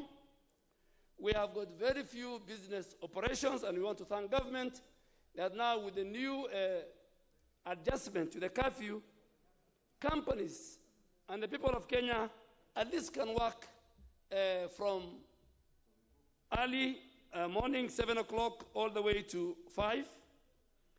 There is increased unemployment. Many people have been laid down. And I think this House must speak to companies like Fairmount, who, because not of a reason that is coming from the workers, are sending Kenyan employers home. They are sacking them. There is declining consumer demand. So all this put together, you see, the financial year 2020-2021 will not be looking very good. Speaker, the COVID-19, we had a 2019-2020 supplementary 2 budget, which was attempting to address the COVID-19 related expenditures. The interventions were not very comprehensively addressed. And the only reason was that the availability of resources was not there. There was revenue shortfall, as well as there was little time which was left for the end of this financial year. So what has the government done? Because we must address the effects, the economic effects, the social effects, the health effects of the COVID-19. And that's why the Jubilee administration under President Uhuru Kenyatta, in particular, has developed a comprehensive stimulus package totaling to 53.7 billion, which is geared to address and take care of our vulnerable groups during these difficult moments. And I really want to state it here today that I am sure the 53.7 billion will not be stolen, because the people who need it, and accounting officers must listen to the House, the people who need it are people who need it at the most critical moment of their life. If it is the money we are sending, the 14.3 billion we are sending to enhance the liquidity of the business, the refunds, the VAT refunds, or to local businessmen, the payment of pending bills. Mr. Speaker, I think the Budget and Appropriation Committee and this House must speak to pending bills, whether it is to the common small business and medium enterprises, whether it is to corporates. VAT refunds and pending bills must be paid so that there's money in our small businesses. There's 10 billion allocated under the emergency comprehensive stimulus package that is supposed to empower the youth and create for them employment under the Kazi Mtaani program in Nairobi, Mombasa, Kisumu, Nakuru, Eldoret, among others. There's 6.5 billion towards improving educational infrastructure, classrooms. Some of my colleagues will agree with me that some of the schools in Western Kenya, Nyanza, and part of Eastern and Northeastern have been hosting the people who are victims of the floods as their homes. So I think priority must be given to those and those in the slums. There is 5.4 billion towards the rehabilitation of access roads and footbridges. So, Mr. Speaker, these 53.7 billion of the President's and his administration in addressing and developing a comprehensive stimulus package to take care of the vulnerable groups and the economy as a whole must be supported by this House. And I want to thank the Budget and Preparation Committee because they made sure that outside the money allocated to the 4 big agenda, universal health care, manufacturing, they created some money for this stimulus. UHC pilots program, which has been tested in Kisumu, Nyeri, Machakos, and Isiolo, have further been allocated 50.2 billion, which now must help other counties in the line, the remaining, I think, 43 counties. But, Mr. Speaker, we must call upon the executive and government, and I'm sure Minister Kagwe is up to the task. He must deal with the governance issues at NHIF. Inadequate number of health workers must be addressed. The quality concerns in terms of stocks of drugs and other medical supplies at KEMSA must be addressed. And when all these challenges are addressed, Mr. Speaker, I am sure we shall succeed both as a Jubilee government in delivering our agenda to the people of Kenya, but each and every Kenyan will be part of the beneficiary. The manufacturing sector has been allocated 18.1 billion towards enabling it and being spearheaded by the private sector, while government only facilitates. So the private sector is the lead agency in making sure that we achieve the 15% manufacturing sector that we anticipated before COVID-19. Speaker, on food, Kenya is a net importer of food despite the abundance of resources we have in our country. To reverse that trend, this budget has committed to ensure that we have food secure by the end of the medium term. And it's against this backdrop that this budget and this report that government has allocated 52.1 billion towards enablers of food security. The Speaker, I really want to commend the National Treasury, the Judiciary, and the Parliamentary Service Commission for providing a detailed 2020-2021 program-based budget for the first time. And it's noted that some of the agencies have not complied fully with the tenets of a program-based budget, as highlighted by some of the departmental committees. Similarly, Mr. Speaker, if a country is to fully enjoy the benefits of a program-based budget, such increased efficiency of expenditure, as well as its effectiveness, ministries and departments and all the other agencies must always review their outputs and targets in their program-based budget. Speaker, I also hope that the departmental committees of this House will not just sit down. They must follow each and every penny that this House allocates, so that the accountability that the President Uhuru Kenyatta has spearheaded must be actualized in writing. Mr. Speaker, in conclusion, as I said, we want to give each and every member an opportunity to contribute to this budget. So the whole of today until afternoon, we will deal with the budget, so that the minister can use the approved report to prepare his highlights on Thursday. And again, once that is done, maybe next week, we start the Committee of Supply Once we finish, then we go and deal with the appropriation bill and the finance bill. That completes the whole cycle of the budget-making process of Parliament. I beg to support.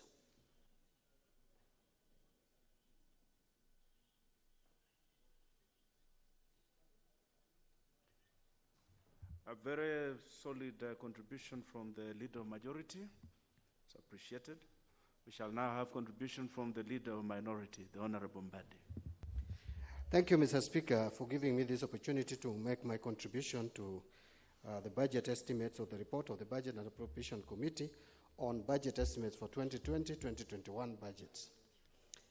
Mr. Speaker, let me start by first thanking and congratulating the Budget and Appropriations Committee, of which I'm also a member, for a job I consider well done. Mr. Speaker, I want to start by saying that a credible budget is that which is prepared through a process that is considered transparent, accountable, comprehensive, and faithful to the political direction.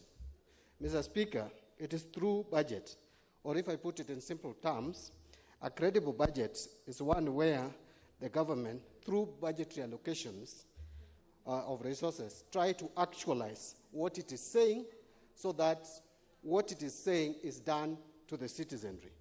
And Mr. Speaker, we are all aware that 2010 Constitution gave more powers or conferred the power of the purse to this House, unlike previously when this House had limited powers in terms of budget-making process. In fact, the Parliament before 2010 was a rubber stamp Parliament. But right now, we have a Parliament that has power of the purse, a Parliament that discusses the estimates, makes changes or makes amendments in line with the priority objectives of the country, and after consulting extensively with the executive. And this power is enshrined under Article 221 of the Constitution, or if you like, you can read the whole chapter 12 of the Constitution on public finance. Mr. Speaker, this budget was prepared at a time that we consider very difficult, Mr. Speaker.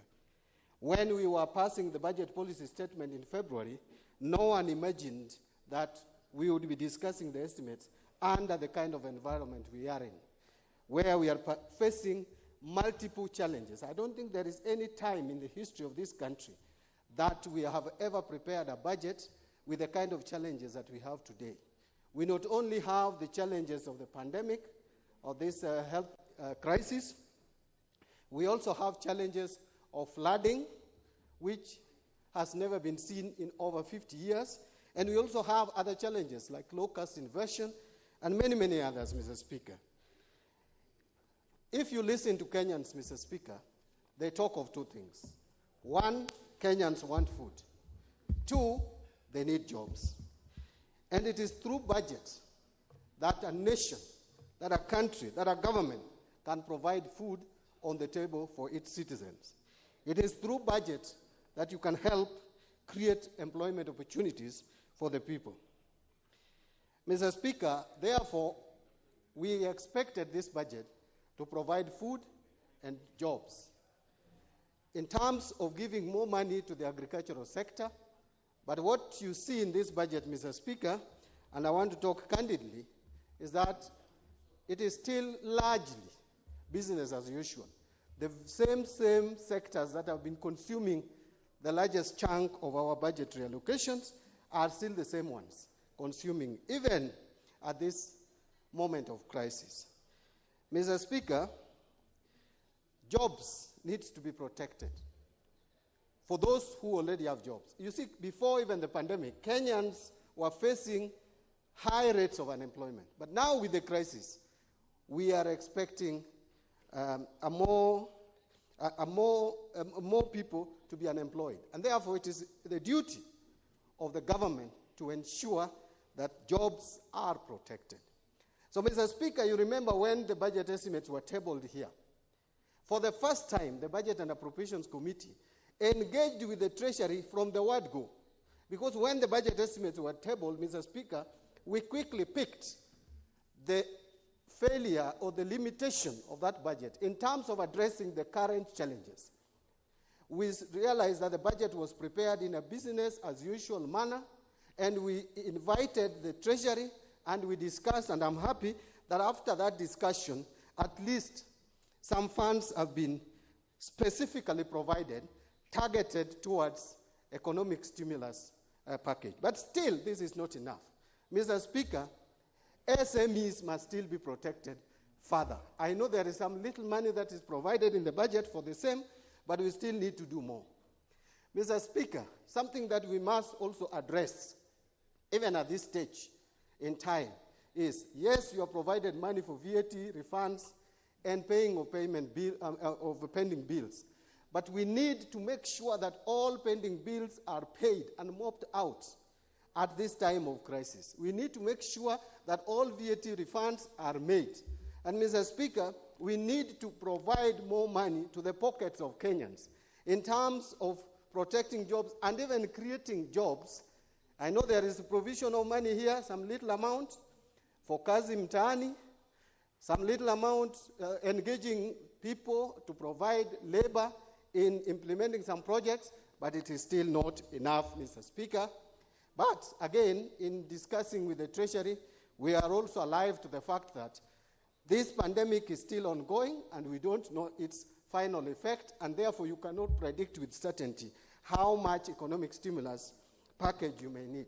So going forward, it should not come as a surprise to this House that will be called upon to again realign budgetary resources towards more economic stimulative interventions. Mr. Speaker, there is my pet area that I've talked about for a very long time, but allow me, Mr. Speaker, again to repeat it, because I really don't know whether the Treasury listens. Mr. Speaker, the issue of public debt is now an emergency in this country. I think we need to be bold and candid and tell the executive that we need a day to have a national dialogue on public debt. Mr. Speaker, if you listen to the mover of the motion and the seconder, this is what they are saying, and this is what the Budget Committee is saying. Out of the projected revenue collection of 1.62 trillion, that is 1,620 billion shillings, down from 1.64 trillion. Mr. Speaker, out of that amount, 904 billion is going to be used in debt repayment, debt servicing, out of which over 51% is just servicing interest, which means only 49% of that 904 billion is going towards paying the principal debt borrowed. Now, if you take that 904 billion from our projected revenue collection and add to it other recurrent expenditure, in fact, the total recurrent expenditure, including debt servicing, is 1.8 trillion. Is already more than the revenue projected, and I want to be cautious in projected revenue collection. It's not even revenue collected, projected. Of 1.6, you are paying 1.8 on recurrent. What does that tell you? That over 200 million is being borrowed to pay recurrent expenditure. That is the reality, and it is in blatant violation of our statutes, the Public Finance Management Act, and the Constitution. And Mr. Speaker, we cannot continue like this. A time has to come when we have to stop this. And by the way, Mr. Speaker, that 1.8 trillion still excludes the transfers to counties, Mr. Speaker, which a lot of it, we all know that a lot of money that we take to counties, the largest percentage goes again to recurrent expenditure, not development. If the whole of it was going to development expenditure, we'd be happy. So, Mr. Speaker, we have reached a point, Mr. Speaker, in this country where we are not able to service our debts as a country, and we must sit down and discuss it. Mr. Speaker, something that we need to talk about further, especially with COVID, the exports have reduced. Remittances, the diaspora remittances have gone down. What challenge does that pose to the economy? We are likely to suffer the foreign exchange reserve.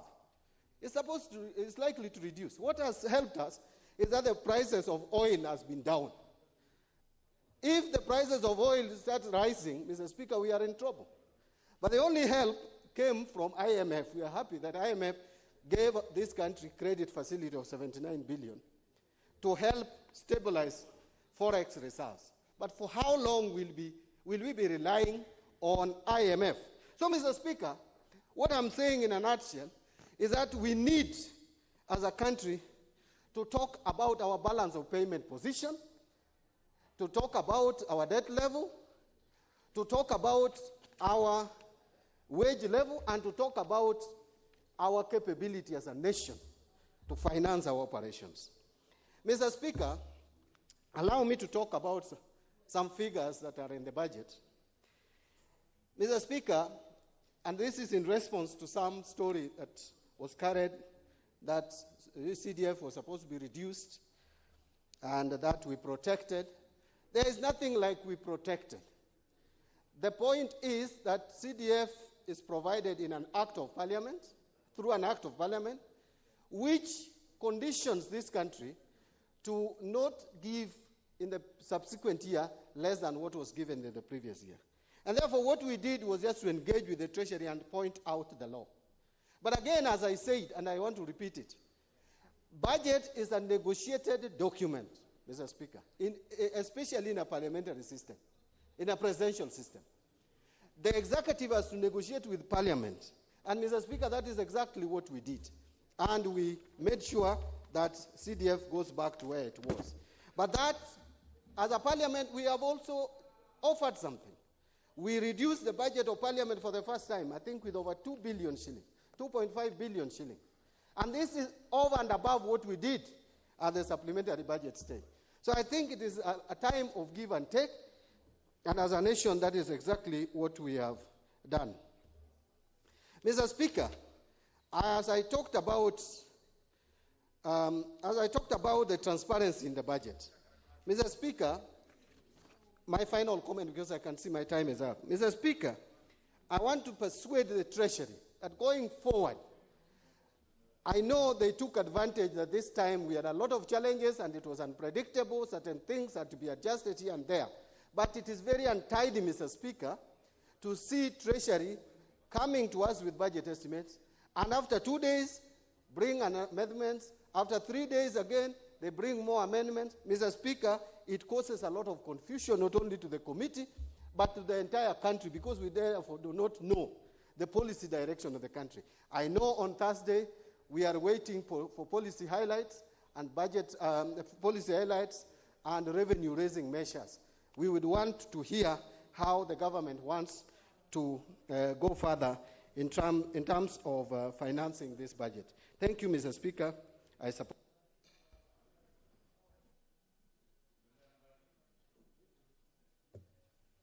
The Honorable Mbadi, I've heard you speak to the issue of SMEs, a provision being made for SMEs. I have looked at this, and the proposal is to provide only 3 billion for SMEs.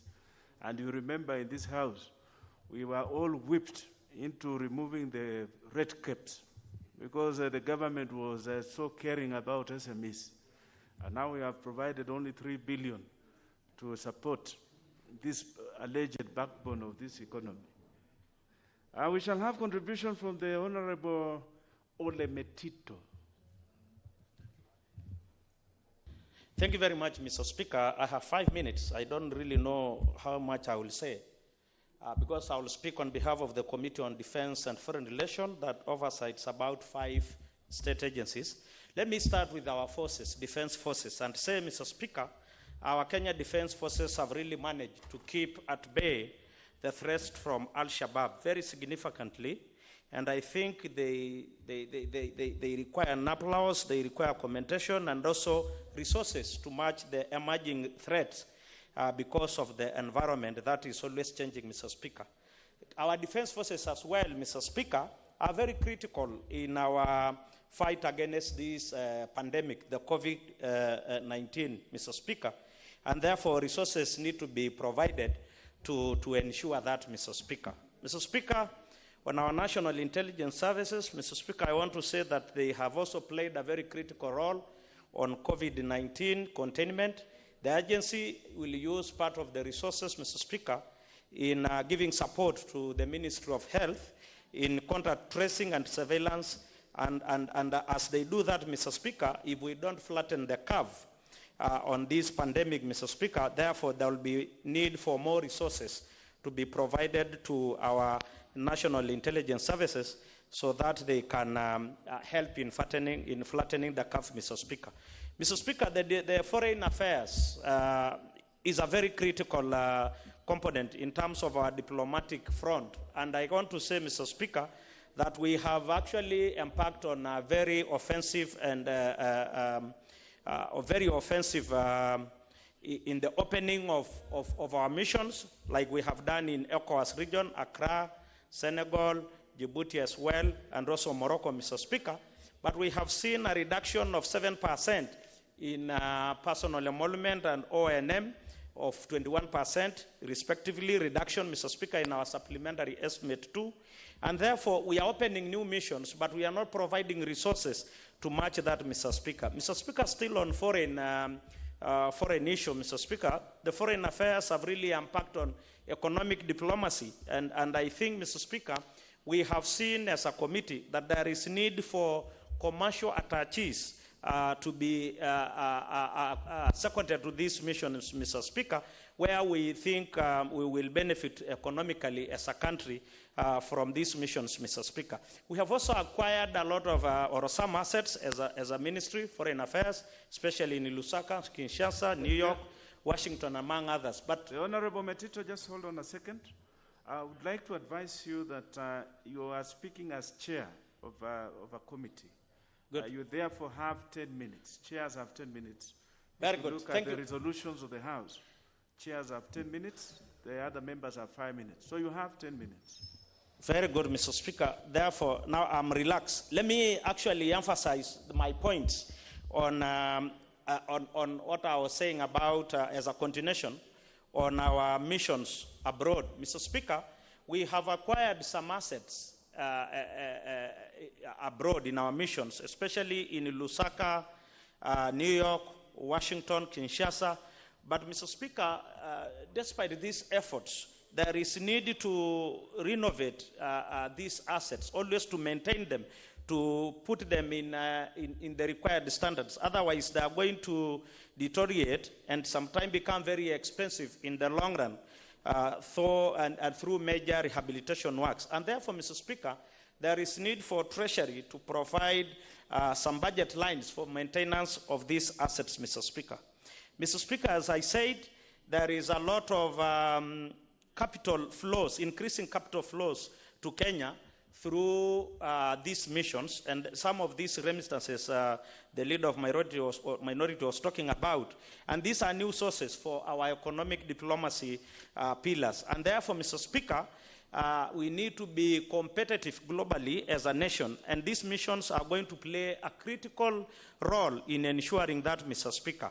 We have visited so many missions like Pretoria, Washington, Dubai, Lusaka, Los Angeles, Malaysia, among us, Mr. Speaker, and we recommend as a committee that the agency responsible for international trade to liaison with the Ministry of Foreign Affairs and second, or send commercial attaches to some of these missions, Mr. Speaker, to enable the Ministry of Foreign Affairs achieve that role of economic diplomacy, Mr. Speaker. Mr. Speaker, on the East African Community and Regional Development Ministry, which we oversight as a committee, for regional development, I want to say there is too little which was provided to these 6 RDS, and therefore, first of all, we recommend that the ministry fast-tracked forwarding to this House through my committee, Mr. Speaker, the Regional Development Authority bill that will put these RDS, all of them, under one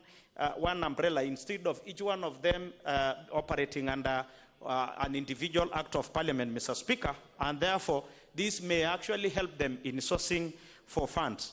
On the East African integration front, Mr. Speaker, I want to say that as one of the states under the East Africa community, we are at the Anga nation, Mr. Speaker.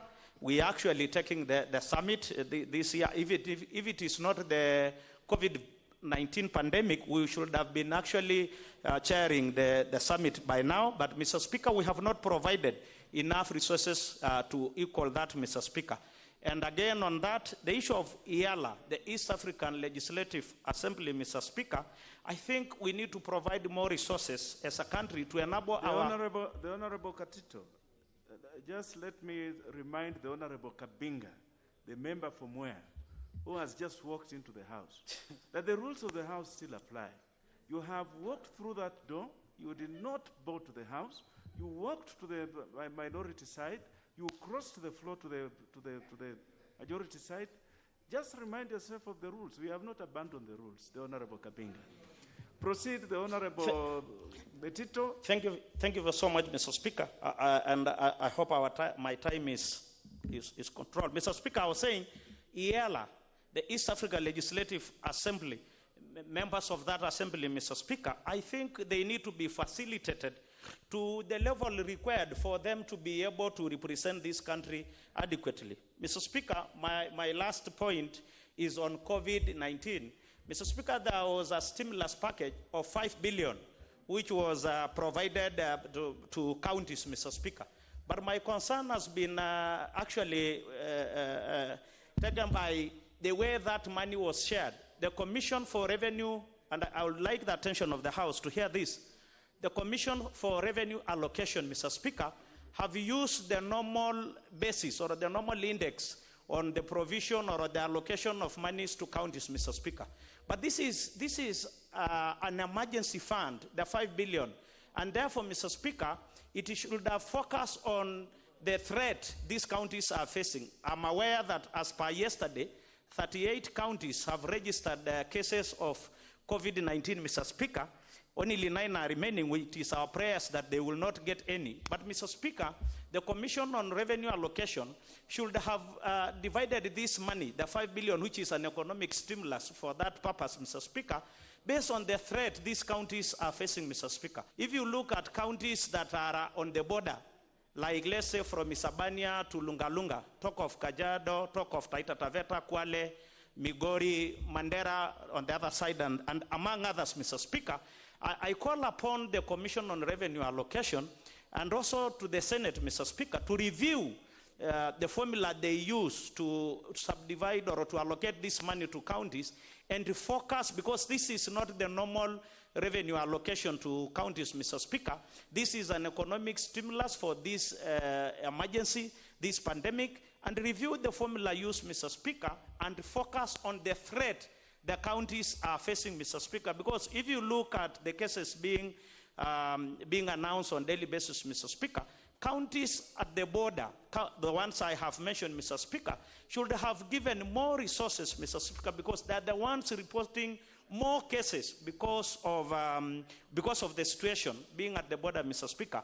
And therefore, CRA, Commission for Revenue Allocation, together with the Senate and this House, Mr. Speaker, should really review that formula and let the formula for sharing this, because it is a one-off or a short-time issue, Mr. Speaker, be based on the threat those counties are facing as far as this pandemic is concerned. When it comes to the normal revenue allocation, which is provided in this estimate, Mr. Speaker, then the normal allocation formula should apply. I beg to support, Mr. Speaker. Thank you so much.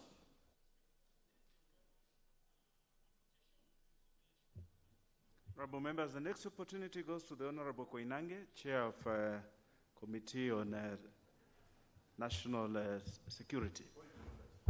The Honorable Otiende, what is out of order? Mr. Speaker, I'm constrained to raise this point of order, and I raised it last year around this time. And I raised it under Standing Order 1 for your direction. Last year, I raised it, and the substantive speaker gave some directions. Mr. Speaker, I want to confirm to you that this morning, the first member to enter this House was the Honorable Ole Sankok, and I was the second. Mr. Speaker, this session started at 10 and it will end at 1. Mr. Speaker, if we go as per the directions, you realize that 15 committees appeared. If 15 chairs speak, that's 150 minutes. If you add the mover and the second as 20 minutes, plus the leader of majority and leader of minority, it comes to 190 minutes. Mr. Speaker, what it means is that all those who prepared this report and all those who participated, because all the chairs participate, are the only people who will speak between 10 and 1. Mr. Speaker, we know that given the sitting arrangement, if you sit in the morning, you cannot sit in the afternoon. It means that all of us who are here will only be listening to those who prepared the report, praising the report. Mr. Speaker, that cannot be the intention of budget making. Mr. Speaker, I want to urge you that you find a modality of allowing other members to speak to this report. Otherwise, we are all reduced to spectators. Thank you, Mr. Speaker. The Honorable Tiende, I can see that your sentiments are receiving a lot of favor from the general plenary. But the Honorable Tiende, you'll also appreciate that the hands of this particular speaker are tied, because this House operates on the resolutions of the members of this House. I will therefore draw your attention to the resolutions that this House made on the 18th of February 2020 in regard to this particular matter that is before the House, and that is in regard to the general supply debate. And it provides that a maximum of 3 sitting days with 30 minutes for the mover, 15 minutes in replying, maximum of 10 minutes for chairpersons of departmental committees, and maximum of 5 minutes for any member. And priority shall be given to the leader of majority party and minority party, who shall be limited to those minutes, and the priority in speaking be accorded to the majority party, the leader of minority party, and the respective chairpersons of departmental committees in the order that they appear in the second schedule to the standing orders.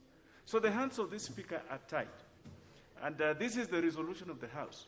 And it's only this House that can revise its resolutions. So I will be obedient to the House, the Honorable Tiende, as much as your sentiments find favor in my personal estimation of them. But the resolutions of the House are superior to my own sentiments. So therefore, I will follow the resolutions of the House. The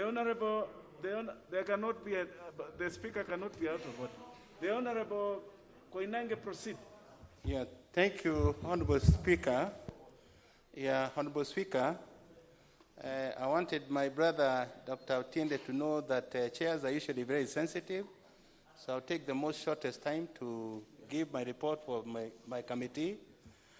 Honorable Speaker, the estimate have come at a time our security environment is faced with a lot of challenges occasioned by the ongoing global pandemic, COVID-19, and the rising number of crime in our country being reported by the police.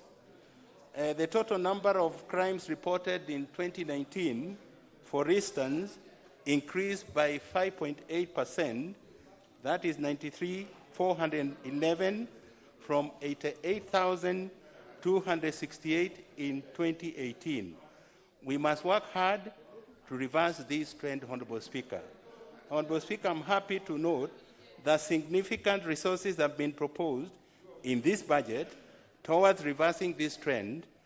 The State Department for Interior will continue focusing on scaling up investments towards modernization of security system aimed at strengthening security of our borders and throughout the country, enhance security operation, especially areas prone to crime, as well as enforcing COVID-19 restrictions. Honorable Speaker, specifically, the thematic areas for improving our security will focus on, 1, expansion of the national surveillance control system in major towns with an allocation of Kenya shilling 1.5 billion towards a communication and surveillance system. Although Speaker, the system initially was to cover Mombasa to Nairobi, but in the next phase, we'll cover all the other areas as far as Lamu, as far as Kajiado, and all the other areas of the country. Secondly, Honorable Speaker, police mobility through the leasing program with an allocation of 10.7 billion, my committee noted that the program have been transferred back to the National Treasury to enhance efficiency. We support this, Honorable Speaker, any policy measure aimed at improving service delivery to wananchi. And thirdly, modernization of the police service with a proposed allocation of Kenya shilling 1 billion. Honorable Speaker, modernization holds the key to turning our police service into an efficient and effective service with up-to-date tools and technology towards combating emerging forms of crime, such as cybercrime, terrorism, drug trafficking, among others. My committee, however, noted with concern the dwindling allocation towards the program. Further, the shortfall in resource allocation for police modernization program was a risk to the overall implementation of the policies and programs of the government. Without modern equipment, Honorable Speaker, such as the use of drones in operation areas, the war on terror may not be won. The evolving acts of terrorism may hinder economic development through direct costs, such as loss of labor and capital. We implore upon the National Treasury to enhance resources towards the same as soon as normalcy returns. Number 4, Honorable Speaker, equipping of the forensic laboratory with a proposed allocation of Kenya shilling 335 million.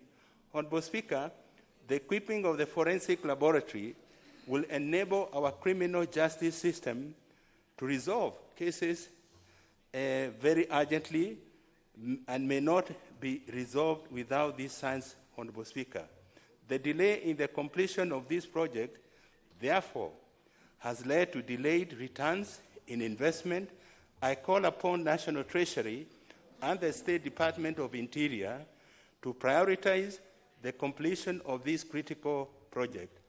And fifthly, Honorable Speaker, to sustain police welfare, I am happy to note that this budget has catered for medical and group personal insurance for the police service and the prisons with a proposed allocation of Kenya shilling 3.4 billion and 2.3 billion respectively. And Honorable Speaker, national security is an enabler towards achievement of our priorities as identified in the Vision 2030 and the medium-term plan alongside the economic information agenda of the Jubilee administration. Additionally, the sector is critical towards the attainment of the Big Four. Under the universal health care of the Big Four, the proposed allocation will ensure universal NIH cover through public mobilization of NHIF coverage and bear office. Both police and prison officers are under NHIF and enhance the issuance of ID cards and birth certificates to enable admission into the NHIF scheme. Honorable Speaker, on food and nutrition, the same Department for Interior will sensitize the public barazas on importance of water harvesting and planting of drought-resistant crops and provide security to all water infrastructure towers. Honorable Speaker, to support manufacturing with the proposed allocation, the sector will install CCTV cameras in Nairobi, Mombasa, Kisumu, Eldoret, and Nakuru to enhance security and enable the implementation of 24-hour economy. Honorable Speaker, my committee made the following reallocations which were critical but were not funded. One, drug menacing in killing our youth, particularly in the coastal region. It is on this basis His Excellency the President directed that the Miritini National Youth Service Center be opened to rehabilitate the youth affected by drug and substance abuse, particularly during this time of COVID-19, where our jobless youth may highly be tempted to engage in drug abuse. My committee recommended Kenya shillings 100 million be set aside to go towards operationalization of the Miritini Center to assist the youth to overcome addiction, improve their lives, and to become productive members of the society. We hope to open more such centers in every region of this country as our economic situation improves. Honorable Speaker, the BPS 2020 promised enhanced allocation to fight corruption.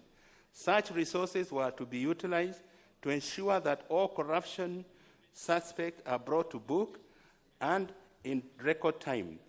In acknowledgement that the Director of Criminal Investigation has been in the forefront in fighting corruption, however, the proposed resources toward the Directorate were far much below their requirements. It is again this backdrop, Honorable Speaker, that my committee recommended additional allocation of 200 million to enhance their operations.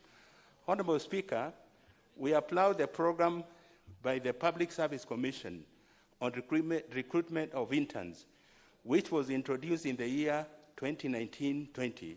This program is critical towards equipping our youth with skills necessary for them to contribute towards the economic development of our country. The program will further allow succession management, which currently bedevils our public service. The interns, upon going through the program, will then be absorbed in the public service to address the gaps caused by natural attrition. We noted, however, that the program is underfunded.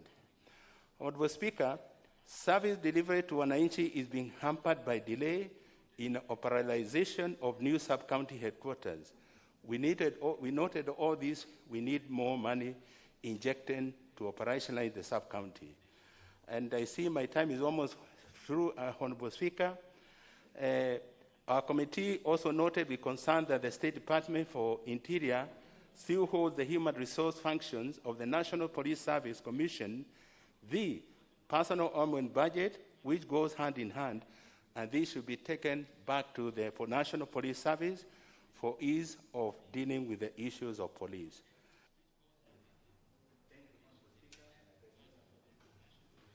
Very well. I see no other departmental chair here. I'll therefore give this opportunity to the Honorable Tiende Amolo, who is first to my left here. Thank you, Mr. Speaker. We thank God for small graces of most chairs absconding Parliament. Mr. Speaker, this is an important occasion for Parliament, for it is the budget-making discretion which inheres in the National Assembly. The beauty of a democracy is that the organs of government are each given a specific jurisdiction. The executive holds the sword, Parliament holds the purse, the judiciary holds the gavel or the judicial hammer, while independent officers hold the spotlight for the people to see what everyone else is doing. When we do this, we do it on behalf of the people. It is important that each of these organs respect the Constitution. It is as important as it is for the executive not to overreach in respect of the judiciary, as it is for the judiciary not to overreach in respect of this House. The tendency sometimes of some judges overreaching and trying to fetter the budget-making discretion of this House, trying to fetter the law-making discretion where it is not unconstitutional, or trying to tie the hands of Parliament when exercising its oversight role is one to be condemned. And Mr. Speaker, I am glad that we have come to that circle when everyone now accepts that the budget-making role is a role for the National Assembly. But there's more to be done. I thank the committee for doing a number of things. One, in these COVID times, for being innovative with public participation. I thank the committee, too, for respecting what for long had not been realized, for respecting the requirement that the budget for the judiciary and parliament must be considered independently and alongside the one proposal from the National Treasury, which they did. I have looked at that here. But we need to go further. Because, Mr. Speaker, when we make the budget and approve the estimates, it means no one has the authority to spend money which is not approved by this House.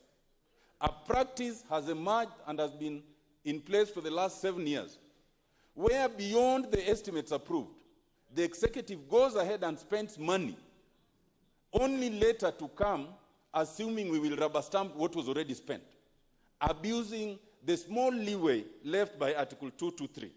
Article 223 is very clear. It leaves a very small leeway where money can be spent before approval where it's absolutely necessary. It is not a routine occurrence, and that I urge that we must sanction where it is appropriate. Mr. Speaker, I think that it is also important what the committee has said and what some members have spoken to, and that is the question of pending bills. I think pending bills should be paid. But I think sometimes we might be in danger of overemphasizing this. As we urge payment of pending bills, let us urge the ascertainment of the legitimacy of those bills.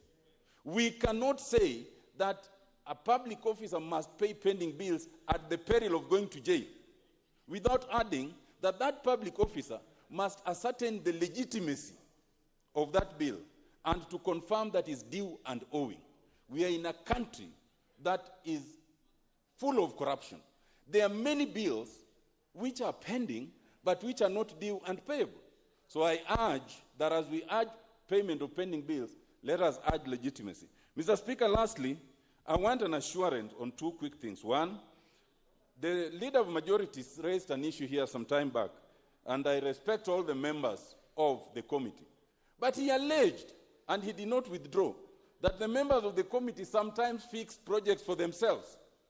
I want an assurance from the mover of the motion that that is not the case here. I also want an assurance, as I finish, Mr. Speaker, that as we look at the effects of the floods and allocate money to floods, let us remember that there are also others who have been affected by the rising waters of Lake Victoria, by the rising waters of Lake Naivasha and other lakes, and they are equally affected. I urge that there be a liberal interpretation of the effect of floods so that some of our people, like in Rarieda, can be covered. With that, Mr. Speaker, I support. Very good contribution, Honorable Tiende. It is to be noted that if the paying master pays a bill that is disputed, that is illegal, is irregular, then he is also liable for prosecution. So that is to be noted. The Honorable Sankok. Thank you very much, Honorable Speaker.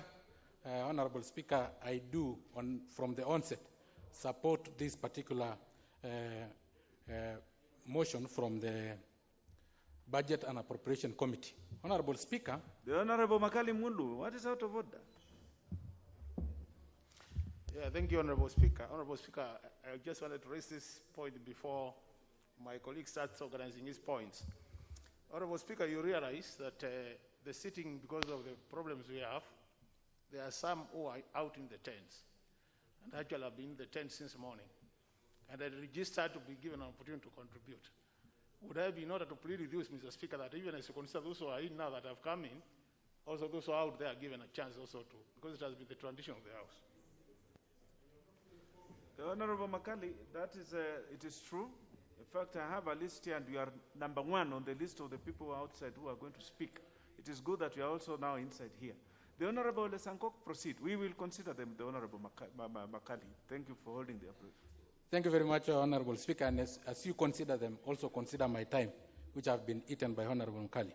Honorable Speaker, as Omolo Otiende had put it, that as we pay the pending bills, let us ascertain which bills are payable.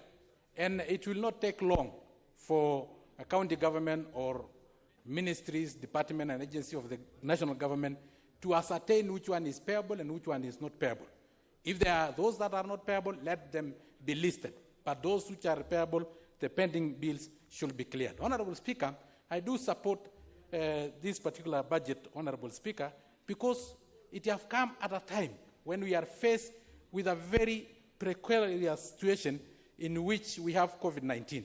And Honorable Speaker, I want to thank the Budget Committee members for making sure that they have brought into play the issue of COVID-19, Honorable Speaker. Honorable Speaker, but we also need to itemize the COVID-19 fund so that the executive does not get the leeway of using the COVID-19 fund the way they want, Honorable Speaker. Honorable Speaker, there are vulnerable members who have been affected by COVID-19 more than others, Honorable Speaker. Honorable Speaker, we know the manual workers, Honorable Speaker. We know those who work in the hotel industry, Honorable Speaker, but more so to persons with disability. Honorable Speaker, because for a long time, persons with disability have been depending on donation. Now the whole world is locked down, Honorable Speaker. It's very difficult for us to get donors from outside. Honorable Speaker, persons with disability have also been benefiting from religious organizations, churches and mosques, Honorable Speaker. They are now currently closed, Honorable Speaker.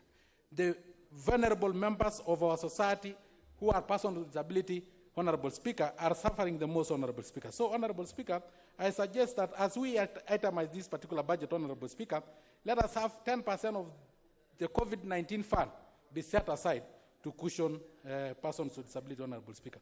Honorable Speaker, schools are closed. So the education sector does not need the normal allocation, Honorable Speaker. We should channel that money, Honorable Speaker, to cushion Kenyans, probably by investing them in the agriculture sector. Because, Honorable Speaker, majority of our citizens who have been in the cities have not been able to maintain house rent and the bills that are in cities, so they have gone back to our rural areas, Honorable Speaker. So, Honorable Speaker, if we can transfer funds from Education Ministry to Agriculture Ministry, Honorable Speaker, so that we can have a stimulus of agriculture in our rural areas, Honorable Speaker, so that it will be a solace to the farmers, Honorable Speaker. Honorable Speaker, there is also, Honorable Speaker, pension income of our senior citizen, Honorable Speaker. I hear, Honorable Speaker, that it is now being taxed, Honorable Speaker. This committee should actually be able to check so that we don't again tax pension earned by the senior citizen of our country, whom we are cushioning through cash transfer, Honorable Speaker. Honorable Speaker, I was particularly touched by the speech of the chairman of the Budget and Appropriation Committee, that is Honorable Kimani Ichung'wah.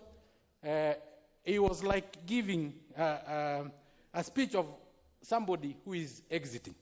And I count it as a retirement of a king, Honorable Speaker, because, Honorable Speaker, we have interacted with Honorable Kimani Ichung'wah, and have been the best chairman, Honorable Speaker, in this particular House, Honorable Speaker, especially when it comes to access to government procurement opportunities for persons with disability. I've been interacting with him, Honorable Speaker. But there is a lot of balancing between party loyalty and your own decision, Honorable Speaker, and I think that is the background in which Honorable Kimani Ichung'wah was giving his speech of exit. Honorable Speaker, we wish him all the best, but he was a dedicated and intellect chairman, Honorable Speaker. Honorable Speaker, with those very many remarks, I do support this.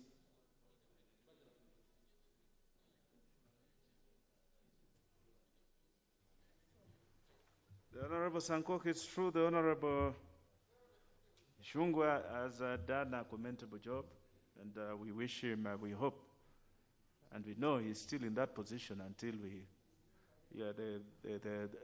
the powers that be that decide who becomes what in those positions decides. But as far as we are concerned here, he has done a good job, and we still have him.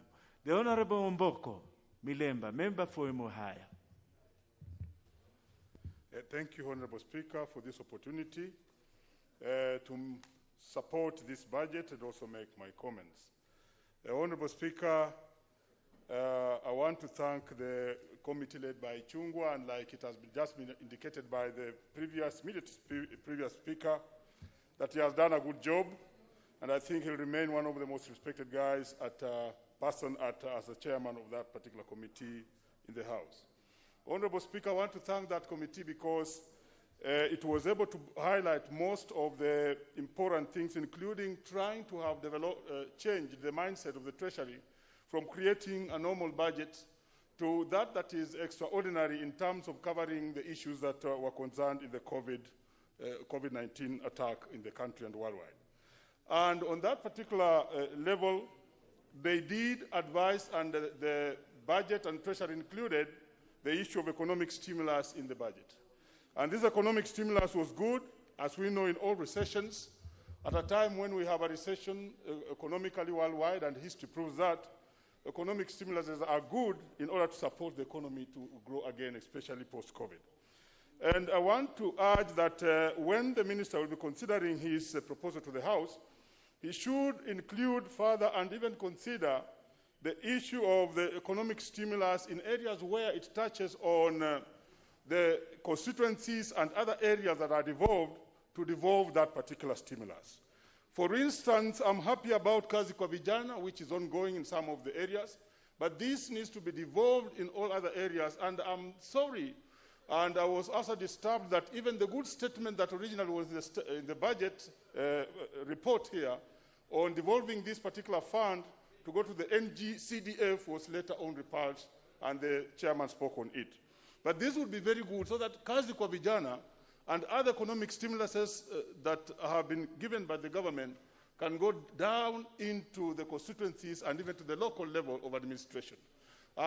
Imagining a Muhaya, I'm imagining all other constituencies having that plan ongoing. Honorable Speaker, because of time limits, I would also want to indicate that one other thing that this report talked about was the issue of foreign debt.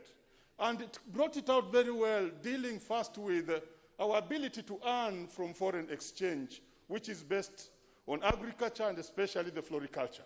And it went ahead to indicate that that area has been hit, and we shall lose over 60 billion Kenya shillings because the exports are not ongoing properly because of the COVID. And this will certainly affect our ability then to pay the foreign debt. And the report further indicated the dangers that we have with the foreign debt, that it has risen to over 904 billion Kenya shillings, which is almost 1 trillion Kenya shillings. And further, it went ahead to indicate that this debt, currently servicing it, and the cost of servicing the debt is higher than even the development budget or the capital budget that we have in the country. And therefore, this then informs the House that we as Parliament must talk and walk the talk that we have. Because recently, and not long time ago, there was a bill in the House to increase the gap of borrowing. And we ourselves increased the gap that within which we can borrow. We changed it to 9 trillion. Today, I saw the leader of minority speak emotionally, and I love him, though he's not in the House, because he's a true economist. And he spoke, I think, with his first voice of a real person who wants to actually oversight the government.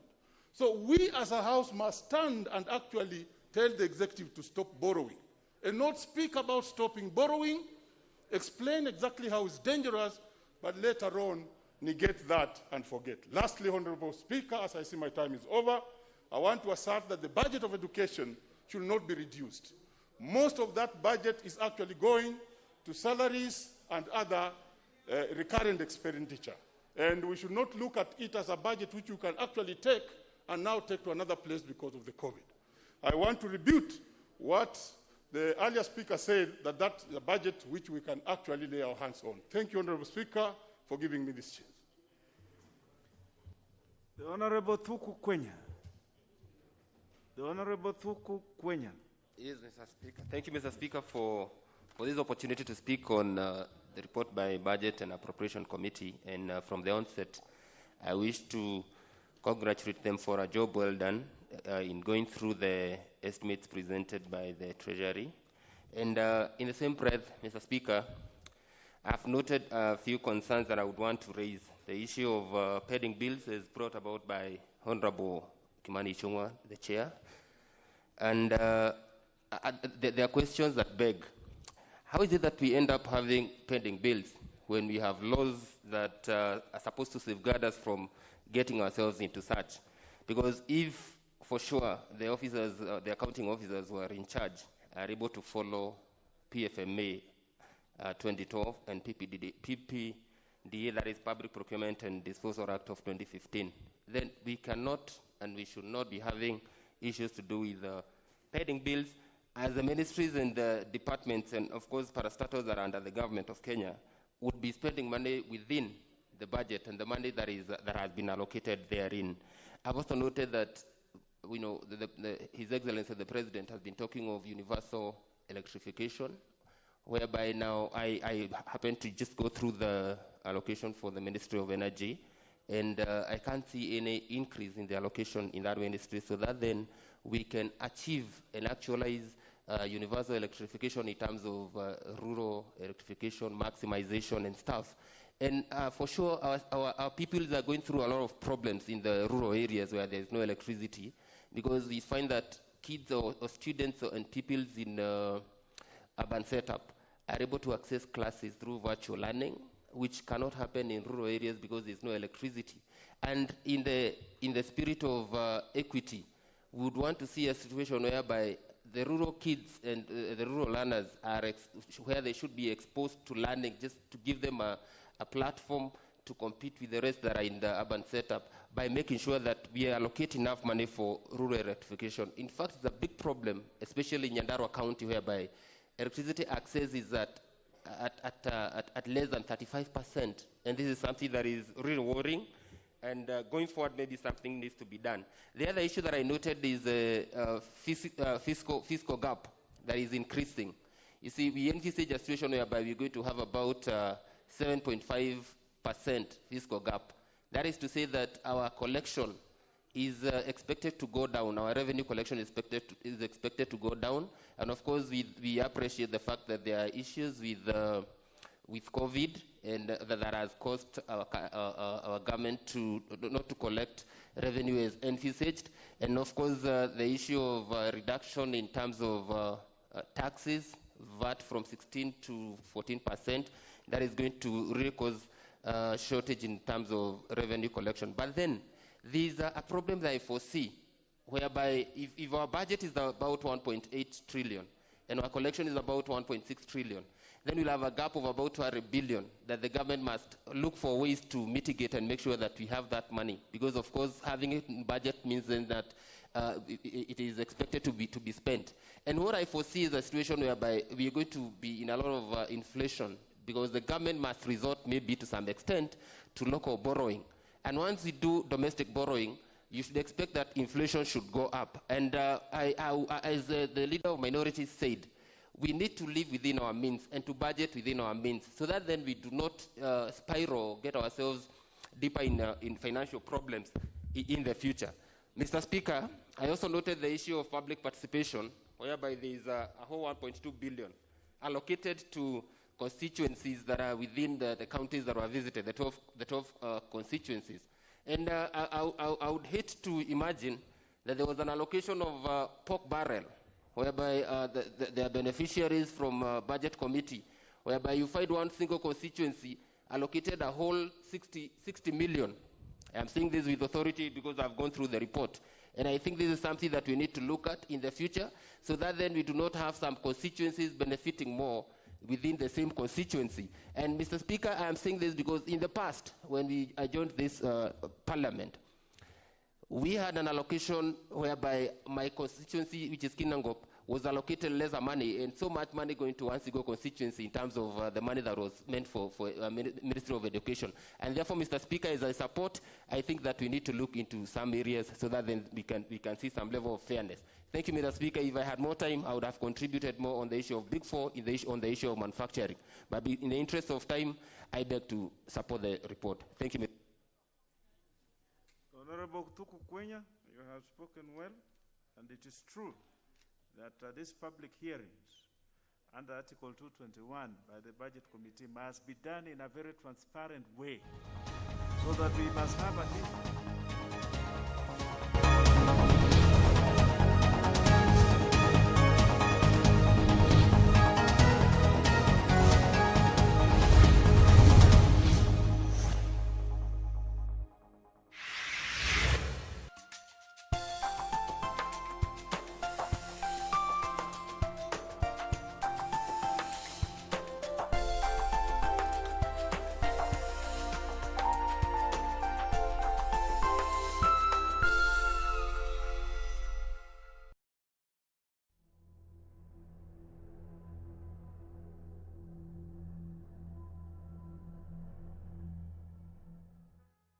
My names are Edwin Juma, Reverend Edwin Juma from Child Evangelism Fellowship of Kenya, but also serving in Nairobi Diocese, ACK St. Stephen's Cathedral. Welcome to this message of encouragement that I want to share with us today.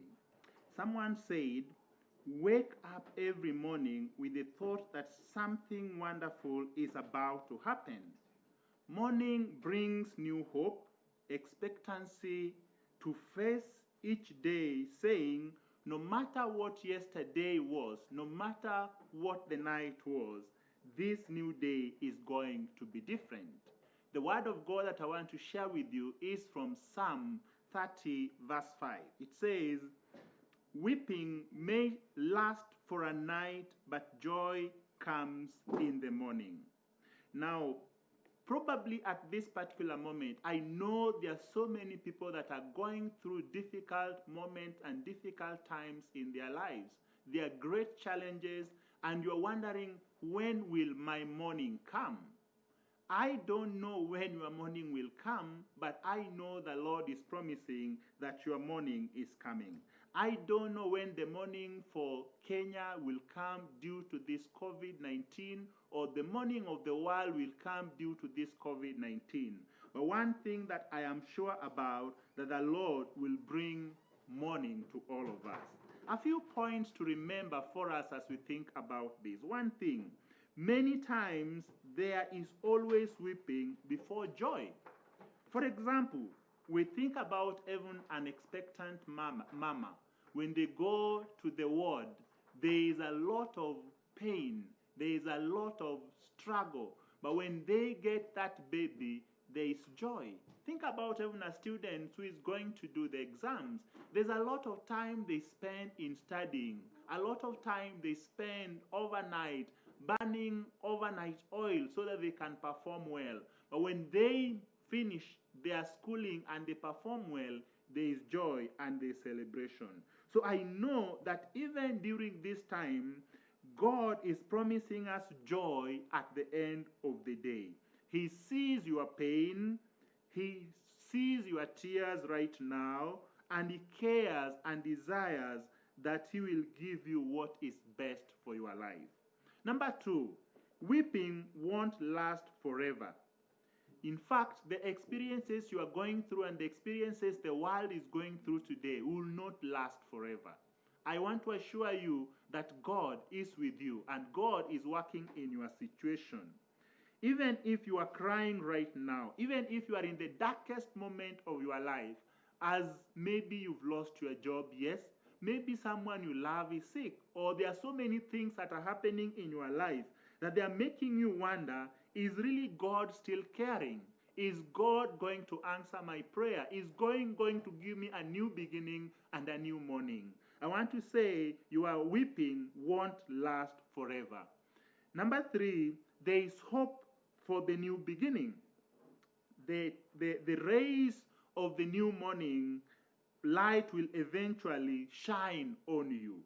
You want to trust the Lord. Verse 11 of the same psalm that I read says, you have turned for me my mourning into dancing.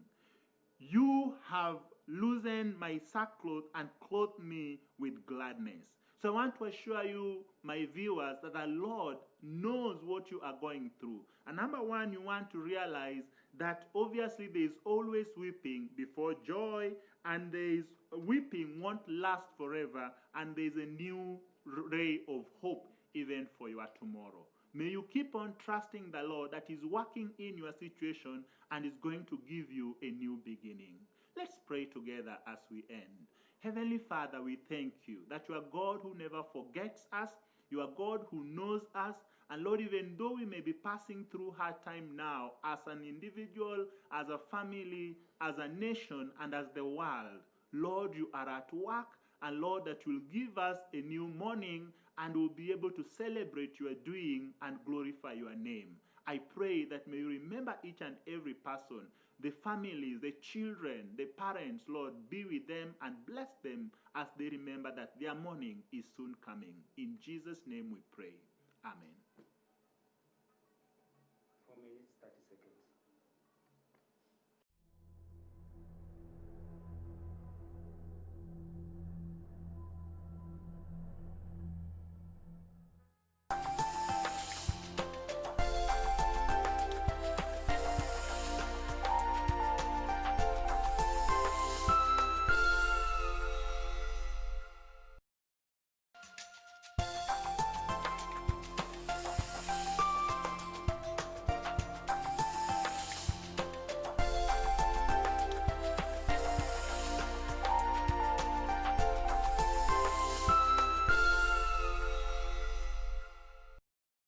Babe, unanipenda? Nyoka ikitaka kuniuma utanidefend? Ai, nyoka. Kwanza kama panya naongopa, mende naongopa. Hii niambie kitu kingine nitakufanyia. Sawa basi, nipatie password yako. Kupata password, bonyeza *811 962#. Bonyeza *811 962#. Mimi sitakangi ujinga na mtu ajeze mbembe yangu.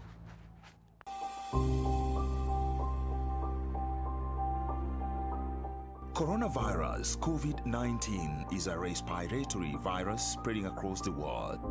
The infection is spread from droplets of coughing and sneezing of an infected person, touching or shaking hands, or being in contact with contaminated surfaces or objects with the virus. The signs and symptoms are fever, coughing, headache, body ache, difficulty in breathing. The disease can be prevented by regularly washing hands with soap and running water. Avoid close contact with people who have flu-like symptoms. Avoid handshake, hugs, and kissing. Also, protect yourself by covering your mouth or nose using a disposable tissue while coughing or sneezing. If you experience these symptoms and you had traveled or been in contact with a person from a country reporting COVID-19, you should isolate yourself for 14 days. Dial *719# or call 719.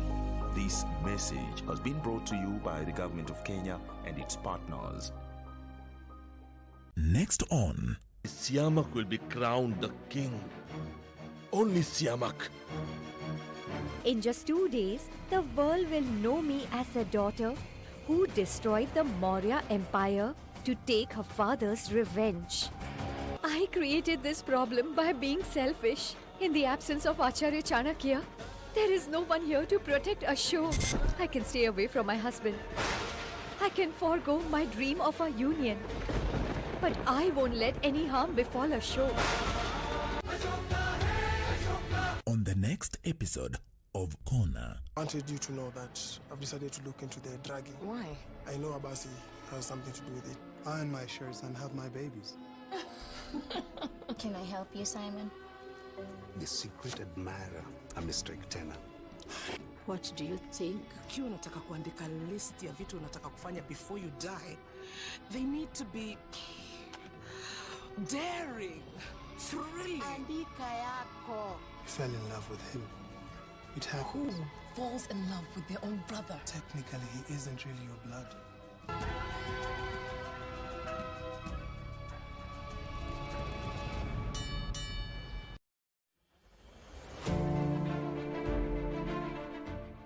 Yeyote aliye na kinga hafifu mwilini yuko katika hatari ya kuambukizwa COVID-19. Hao ni kama watu ambao wanaishi na magonjwa kama vile virusi vya HIV, kansa, TB, kisukari, miongoni mwa magonjwa mengine. Lazima wazingatie matibabu ili kuboresha kinga mwilini. Lazima wahakikishe wamepata dawa ipasavyo. Tembelea kliniki yako au kituo cha afya kilicho karibu nawe kwa maelezo kamili kuhusu jinsi ya kupata dawa. Pia wasaidie jamaa na rafiki kupata dawa. Dumisha mawasiliano nao na ufuate mwongozo wa kiafya kutoka kwa kituo cha afya ili kujikinga na virusi vya korona. Pata habari kuhusu COVID-19 kupitia vyanzo vinavyoaminika. Piga 719 au bonyeza *719#. COVID-19 inazuilika. Jilinde, linda familia na jamii. Ujumbe huu umeletwa kwako na serikali ya Kenya.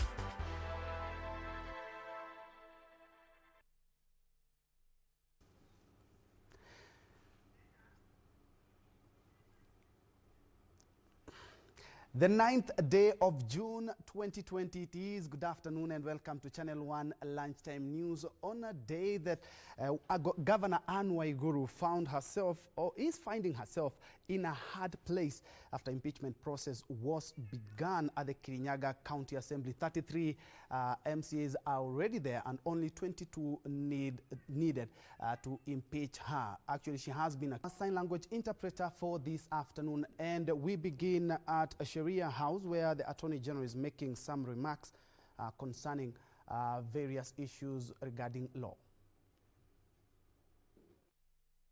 Anticipated. I will read an abridged version of the Honourable the Attorney.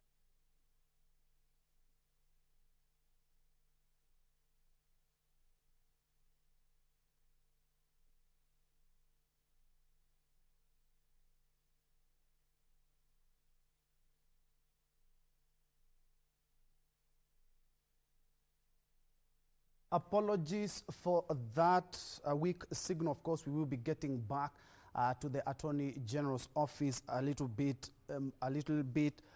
later. Let's go to Kirinyaga, where a motion to impeach Kirinyaga County Governor Anne Waiguru is currently underway at the Kirinyaga County Assembly.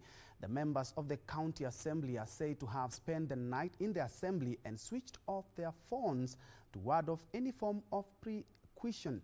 The aggrieved MCAs are accusing the sitting county boss of gross violation of the Constitution, abuse of office, and gross misconduct. The governor, however, has a backing of 8 MCAs who have dismissed the allegations. Kirinyaga County Governor Anne Waiguru has dismissed the issues raised in the motion as baseless and a waste of time.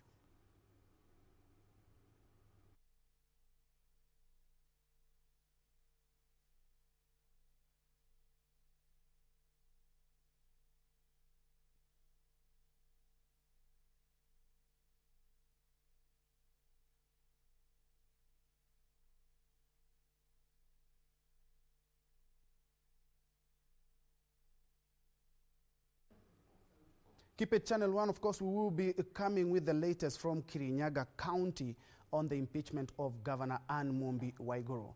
Moving on, the Kilifi County government is training 300 health workers towards the fight against COVID-19.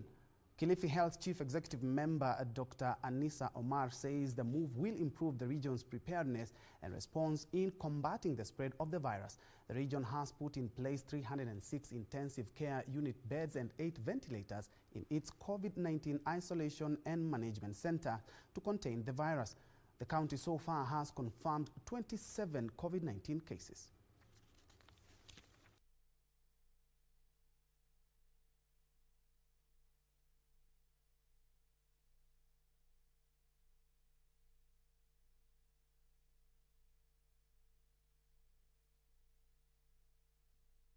We have put posting orders of healthcare workers, a mix of nurses, clinical officers, medical officers, laboratory people, nutritionists. So we have the list, the posting order is ready. Anytime that we need to use them, the staff are ready there on standby. And the good thing is that because we knew colleges were closed, schools were closed, so we had so many of our healthcare workers doing postgraduate or doing a higher diploma. We had to recall them. And we got 92 healthcare workers back with us. And this one has assisted us very well. And those are the ones whom are on standby, working within our wards. But anytime we need to use, let's say, Kambiawa and Magarini, the list is there ready to post people.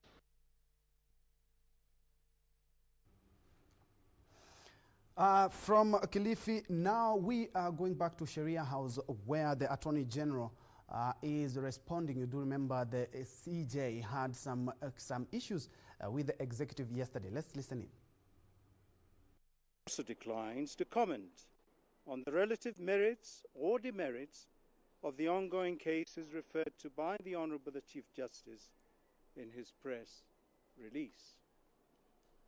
Besides that, the doctrine of sub judice and contempt of court, which they have breached by commenting on what should have been the outcomes of those pending cases, is a vital part of our constitutional architecture and a key pillar of the judicial independence of judges and magistrates hearing those cases.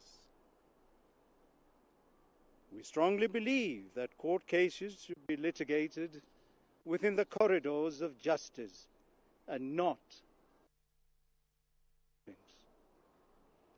The executive will respect those doctrines and jealously guard against interference with judicial independence. That said, His Excellency the President will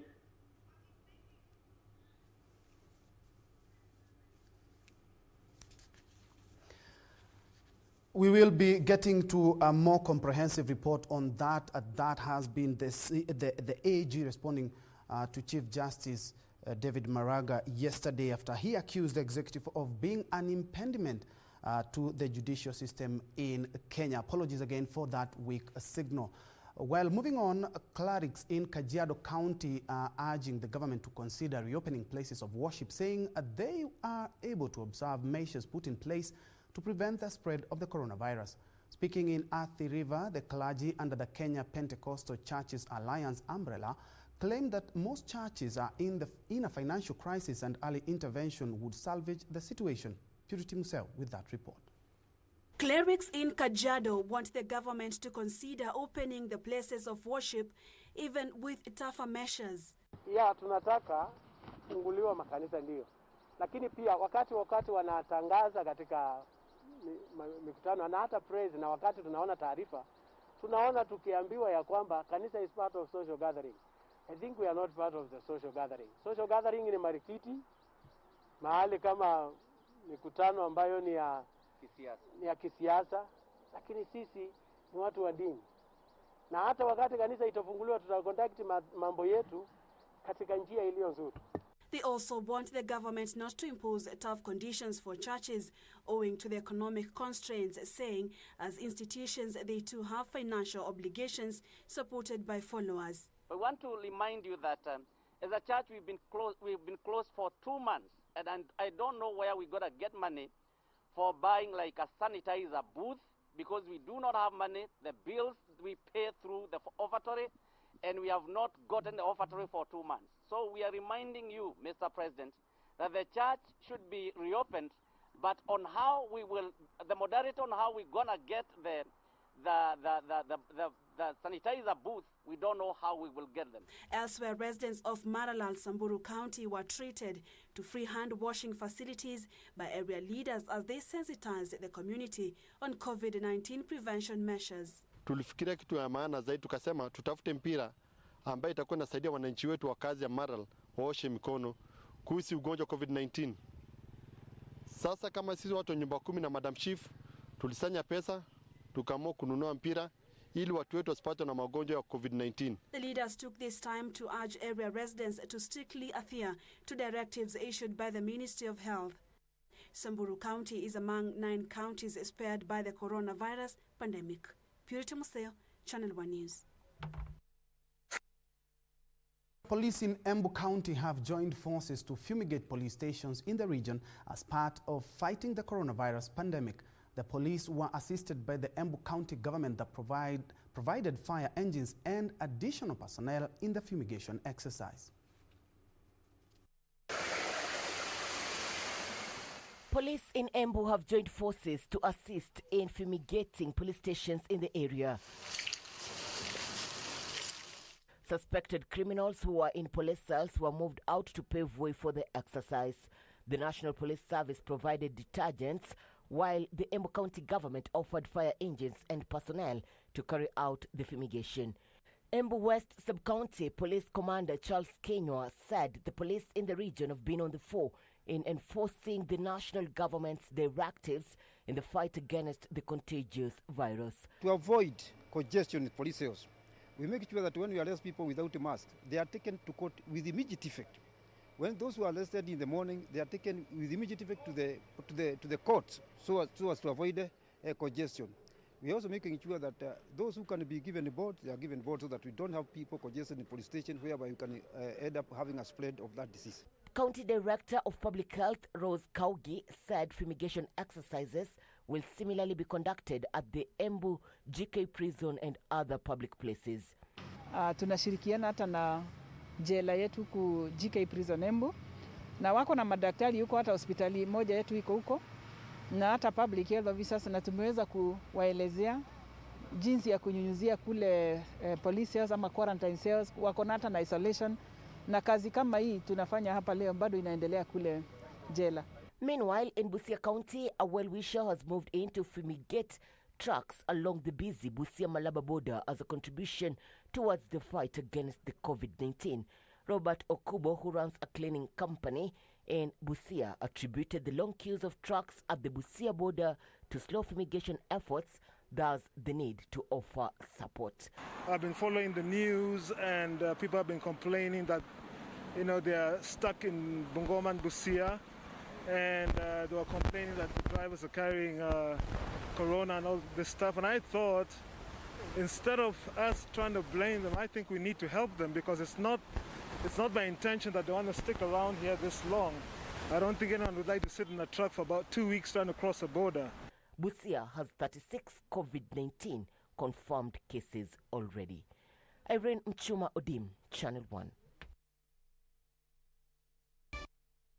The healthy situation in Embu to unhealthy situation in Kisumu. Achona Simon, if you can hear me, kindly update us. We hear that the medics have downed their tools. Well, thank you very much, Ben, Troy, and Jue. We are in Kisumu County, and the information that is actually coming out from the health department is not very encouraging. As we speak right now, health workers in this county have actually downed their tools. They are actually raising a number of issues. Key amongst them, they are talking about the promotion that the High Court actually ordered the county government to implement. They say it is yet to be implemented. Two, they're also saying that the county government of Kisumu is yet to issue promotion letters, and they're also saying that there's chronic delay of salaries for health workers in the county. And lastly, they're also asking about COVID-19 allowances. Now, the last issue as to why they're actually going on strike is very a bit worrying, given the state of affairs in the country in terms of COVID-19, and of course in this county and the other parts of the county. So we did pose to them why they have chosen at a point like this to actually down their tools, and they said that they will not continue working for this county government and go back home to an empty stomach or take back an empty hands to their family. So they're saying they will be downing their tools from today and going forward until the county government implements what it was expected to implement. They will continue staying away from health institutions in this county. Now, a couple of days back, the county government over Kisumu, the executive, and of course the county assembly did come up with an ad hoc committee that was meant to actually look into several issues that the health workers had actually raised before the commencement of this strike. And they were supposed to actually have a meeting yesterday, and that meeting did not kick off, or it kicked off without the representatives of health workers. And today when we did ask them about the same, they said that they realized that the meeting had nothing to do with the issues that they had actually raised when they gave a notice of this strike, and that is why they had not actually did not attend that meeting yesterday. The other issue that came out clearly yesterday, the county governor, the governor of Kisumu County, Professor Peter Nyong'o, did indicate that they had actually addressed a number of issues that are actually being raised by the health workers. But today they've actually also denied those allegations, saying that the status quo remains as pertains the number of promotions that they're actually supposed to get, the High Court ruling that was actually meant to see a number of them move to the next grade, and also matters pertaining the COVID-19 allowances. And those are some of the issues that have actually been haggling about. So we'll keep a keen eye, no doubt that is going to affect the health system or the health sector in this county. We're just hoping that, of course, the two protagonists will actually find a solution pretty soon, so that then they can actually go back to hospitals and serve Kenyans who dearly need their services at this point in time. So that is basically what is happening here in Kisumu. We'll keep a keen eye on exactly what will be happening, and no doubt we'll be giving our listeners and viewers in our subsequent bulletin a detailed coverage over the same. That is my colleague Chola Simon in Kisumu, where as things are right now, they are not very healthy in the health sector. Workers have down their tools. They're talking about promotions, talking about chronic delay of salaries, and also they want COVID-19 allowances plus better working condition. And on that note, we're taking a fast, short, quick break. But when we come back, more news, including business and sports.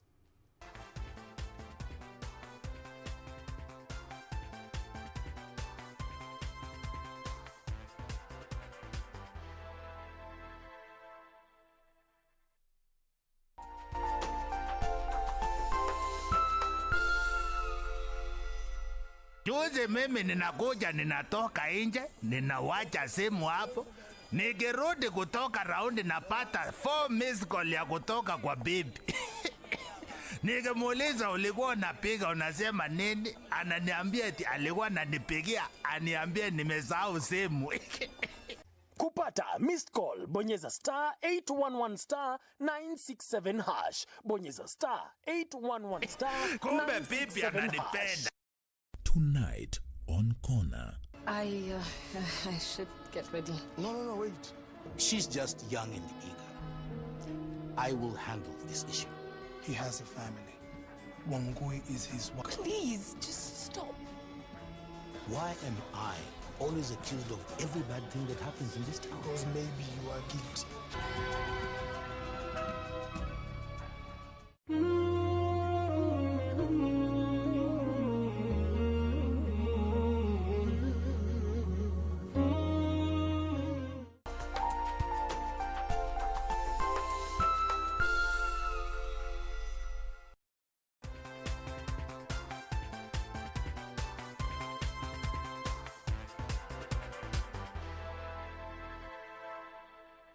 Welcome back, and thanks for keeping me company. Moving on, elders from the Akamba community are now rooting to have Wiper party leader Kalonzo Musyoka succeed President Uhuru Kenyatta in the next general elections. The elders say Musyoka's decision to work with the president was the best option, as it places him in a strategic position in readiness for the top leadership of the country. The Akamba Clan's Governing Council of Elders Chairman Boniface Kilonzo urged the community to remain united behind Kalonzo Musyoka, saying it is his time to lead the country. We want to come together as a community and speak in one voice. The leaders lauded Musyoka for acceding to work with the president. This is a sign of goodwill from our community. For this, we thank him so much for this timely and brilliant decision. The elders also revealed that they are in total support of any constitutional reforms through the popular BBR initiative. We realize that Kenya is facing unprecedented, challenging times where we are fighting the COVID-19 pandemic, while constitutional reforms, unity and inclusivity through the popular BBI initiative needs to keep moving. They said individual and selfish political ambition cannot override the aspirations of the larger community to be in government. We have noticed some unpleasant utterances by some members of our community, and we want to categorically state that this is not what we stand for, and advise them to desist from such behavior forthwith. Reporting for Channel 1 News, I'm Timothy Kipnusu. Moving on, thousands of civil servants across the country are set to undergo training program aimed at improving their skills and competence in countering violent extremism and terrorism. National Counter-Terrorism Center Director Dr. Martin Kimani says the State Department has partnered with the Kenya School of Government to ensure the country is secure from the threat of terrorist attacks by educating the public on counter-terrorism measures. Under a memorandum of understanding signed between the Kenya School of Government, Ministry of Interior, and the National Counter-Terrorism Center, the training program for civil servants, both at the national and county governments, will focus on counter-terrorism measures.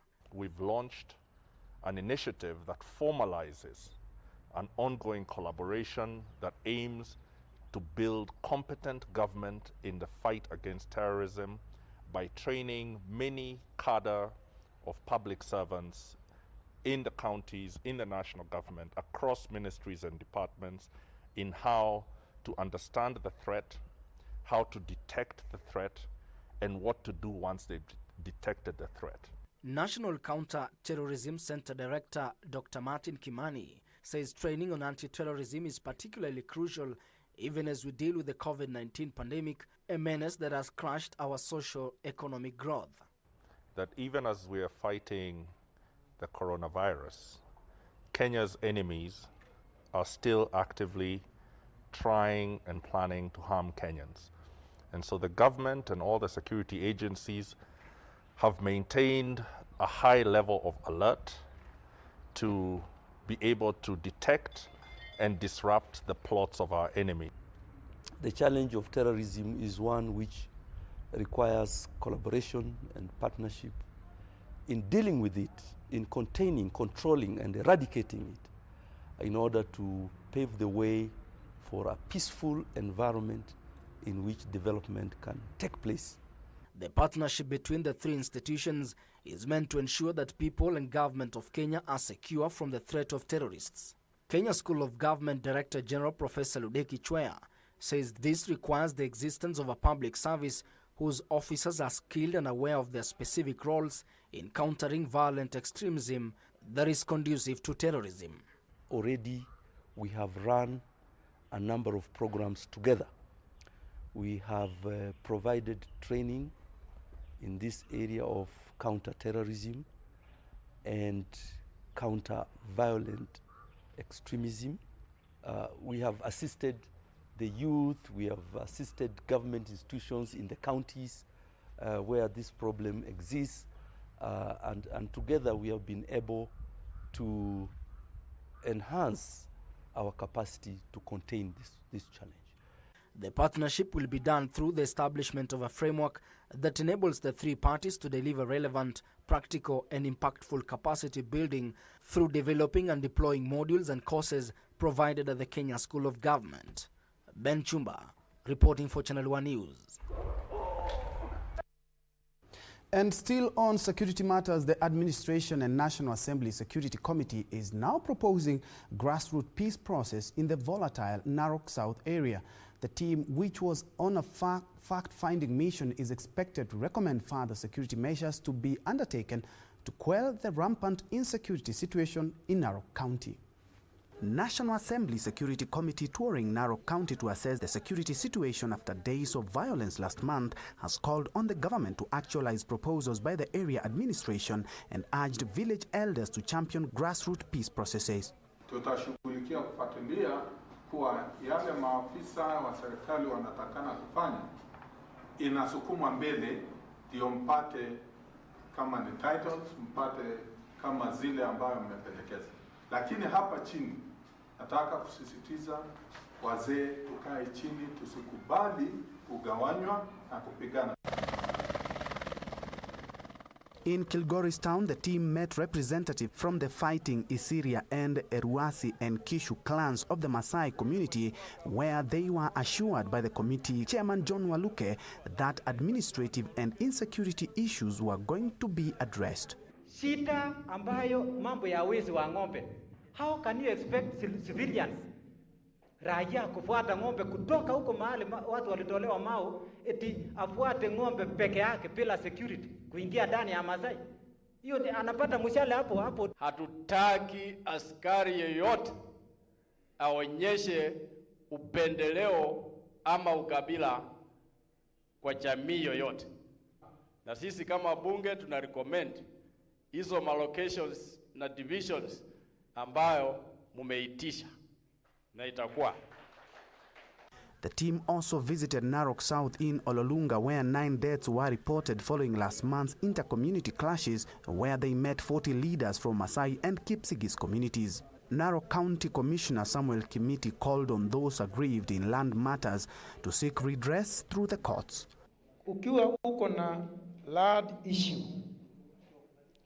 ukiwa uko na jambo la shamba, ufuate taratibu ya kisheria, either ulete kwa administration na tukichidwa utapeleka kotini. They also urged locals to surrender illegal firearms and arrows to the government. Moving on, leaders from Masalani in Ijara Sub-County, Garissa County, now want the government through the Ministry of Environment to clear the dreaded madenge shrub, citing environmental hazards to human and livestock as well as wildlife. The leaders at the same time want the government to allow the community to cut down the plant for charcoal burning as an immediate remedy. Prosopis juliflora species commonly known as madenge shrub continues to cause sleepless nights among leaders and residents from Masalani and Ijara Sub-County, Garissa County. The locals calling on the Ministry of Environment and Forestry to clear the plant, claiming that it's a threat to the environment. Madenge, which has caused a lot of problems in our environment. Madenge is a weed. It has destroyed many plantations in this part of the world. So we have talked about it. The community have come together. The national government joined hands with us as the community of Ijara, and today we were uprooting the madenge from our towns. Speaking after leading an exercise of uprooting the plant, Area Member of Parliament Sophia Abdinur said the shrub was almost taking over the entire Masalanian estates within the town. The legislator now wants the Environment Cabinet Secretary Keriako Tobiko to intervene and offer a solution. Abdinur proposed that the tree be used for charcoal and firewood. We already have talked to the Minister of Environment. We are waiting for permission from the Minister for Environment. I came with him to Masalani. He has seen the madenge problem here in Masalani. We are waiting for permission so that we organize the youth and we can use the madenge for other activities. Like we can use madenge for charcoal burning. We can use madenge for other useful. This as Ijara Sub-County Commissioner Samuel Towet warned poachers that the law will catch up with them. This comes just few weeks after 2 people were arrested with several kilos of giraffe within the Ishabin Conservancy. Wale watapatikana wakiwa wamevunja hiyo sheria watachukuliwa hatua kali. Na mimi nataka niwatahadharishe pia wale ambao wana mipango kama hiyo kwamba sheria itaandamana na wao na tumeshika wale ambao walifanya huo uhalifu kwa mujibu wa sheria. Kesi iko kotini na bila shaka koti itawachukulia hatua. Elsewhere, environmental conservationists along the Watamu Beach front in Kilifi County have launched a Trash for Cash program that will go a long way in encouraging the preservation of the marine environment. The Trash for Cash program involves engaging the local community in collecting waste from beachline and then selling it to local recycling plant. According to the organizers of the program, more than 500 area residents have been absorbed in the activity that is also aimed at cushioning them from the negative financial effects of COVID-19. Reporting for Channel 1 News, I'm Timothy Kipnusu. Further afield, Tanzanian President John Magufuli has declared the East African country coronavirus-free, citing prayers by citizens. President John Magufuli attributed the claimed success over the worldwide pandemic to prayers and fasting that the people of Tanzania have offered to God. To date, more than 7 million people have been confirmed to have coronavirus, with at least 400,000 dying from the disease. Tanzania President John Pombe Magufuli says his country is free of the coronavirus pandemic that has spread in at least all nations of the world and claiming lives of over 400,000 people globally. He attributes what he terms a miracle to prayers and fasting by Tanzanian citizens. President Magufuli has in the past accused the country's health officials of exaggerating the coronavirus crisis. In Nigeria, the Ministry of Health says that up to 60% of nearly 1,000 unexplained deaths in the northern state of Kano were probably due to COVID-19. Some died in hospitals, but more than half died at home. So far, Nigeria has 12,801 confirmed coronavirus cases and 361 deaths. In Moscow, people will now be allowed to move around the city whenever they like. Moscow's mayor said this was possible as hospitals were discharging more people than they were admitting, even as though there are concerns about a rush to reopen as the city still records 2,000 infections a day. The UK recorded its lowest daily death toll since the 22nd of March. 55 people died with COVID-19. In Brazil, the number of coronavirus cases surpassed 700,000, but a controversy is growing over its data. WHO says that the pandemic was worsening globally, even as it seemed to be easing in Europe. Purity Museo, Channel 1 News.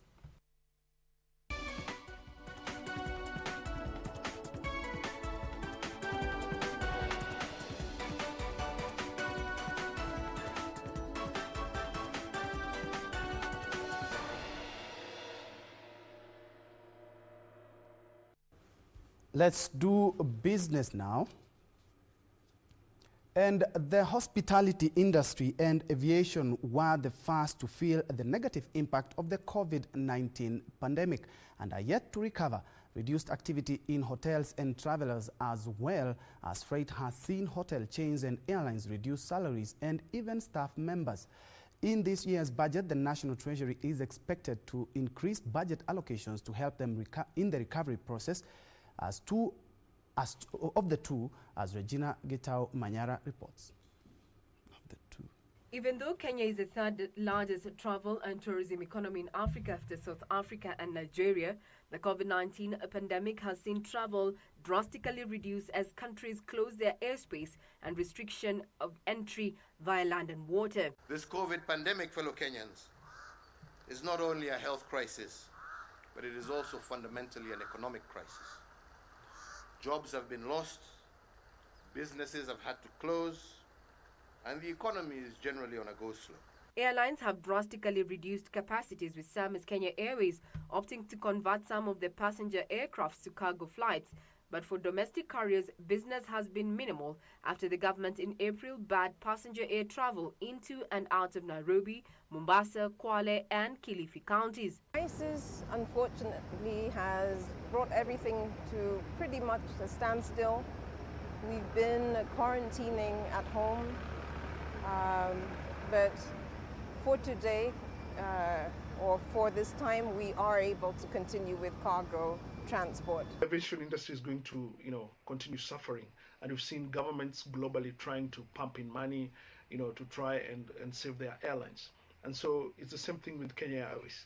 I think Kenya Airways will continue seeking for support, even as it seeks to, nationalize itself and start a new operation.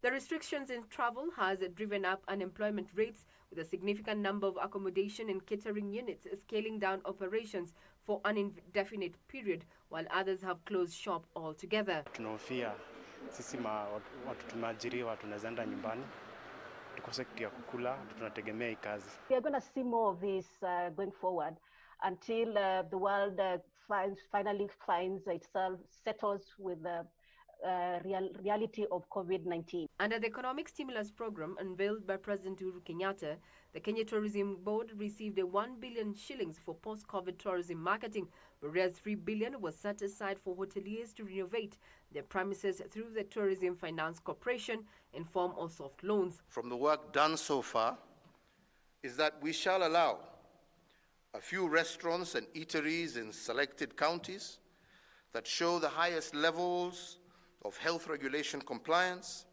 and the ability to arrange for employee testing to undertake minimal operations while maintaining measures that mitigate against the spread of coronavirus. A further 1 billion shillings was offered for 5,500 community scouts under the Kenya Wildlife Service, as well as 160 community conservationists. The COVID-19 has really negatively affected these communities, and this might actually go beyond this year to probably an year or two. And any funds that come out of that will support rangers to make sure that wildlife numbers don't go down and natural resources are conserved. Tourism is the third top foreign exchange earner for Kenya after diaspora remittances and horticulture. Kenya Airways in March requested for 3 billion shillings in government bailout, noting that the airline was losing $500 million shillings as a result of travel restrictions that had seen most of the carrier's aircraft lie idle at JKIA. That means that in terms of international arrivals, we're not going to see much more international arrivals anytime soon until the aviation industry is open. That means that Kenya's tourism has to depend on domestic tourism much more longer before we see the airspace get open and we see international arrivals. Eyes will be on the National Treasury CS to see how much he earmarks for tourism marketing post-COVID-19, as well as incentives to hoteliers. This time round, I don't think there'll be need for wastage. There'll be need for critical thinking and ensuring that monies are put in the right place to stimulate this particular economy. We are not out of the woods yet because of COVID-19, but remember, we're also having economic depression. Global economic depression is coming, and most governments across the world have expressed that the global economic depression might, have a negative impact in the growth of many economies across the world. Regina Manyara for the 2020-2021 pre-budget. Still on pre-budget, the agriculture sector, like many others, is currently facing various challenges brought about by the coronavirus pandemic and the desert locust invasion, resulting to its underperformance as the current fiscal year comes to a close. In the 2019-2020 budget, the government allocated the sector 52 billion shillings, with most of the allocation going towards strengthening the agriculture value chain. In light of the glaring challenges the sector is facing, experts argue that agriculture needs to be allocated at least 10% of the total budget for it to take off post-COVID-19 pandemic. Benson Rioba with the details. Out of last year total 3.2 trillion Kenyan shillings budget, the National Treasury allocated agriculture sector 52 billion shillings, representing a meager 2.9% of the total budget, despite the sector contributing an average of 27% to the total country's GDP annually.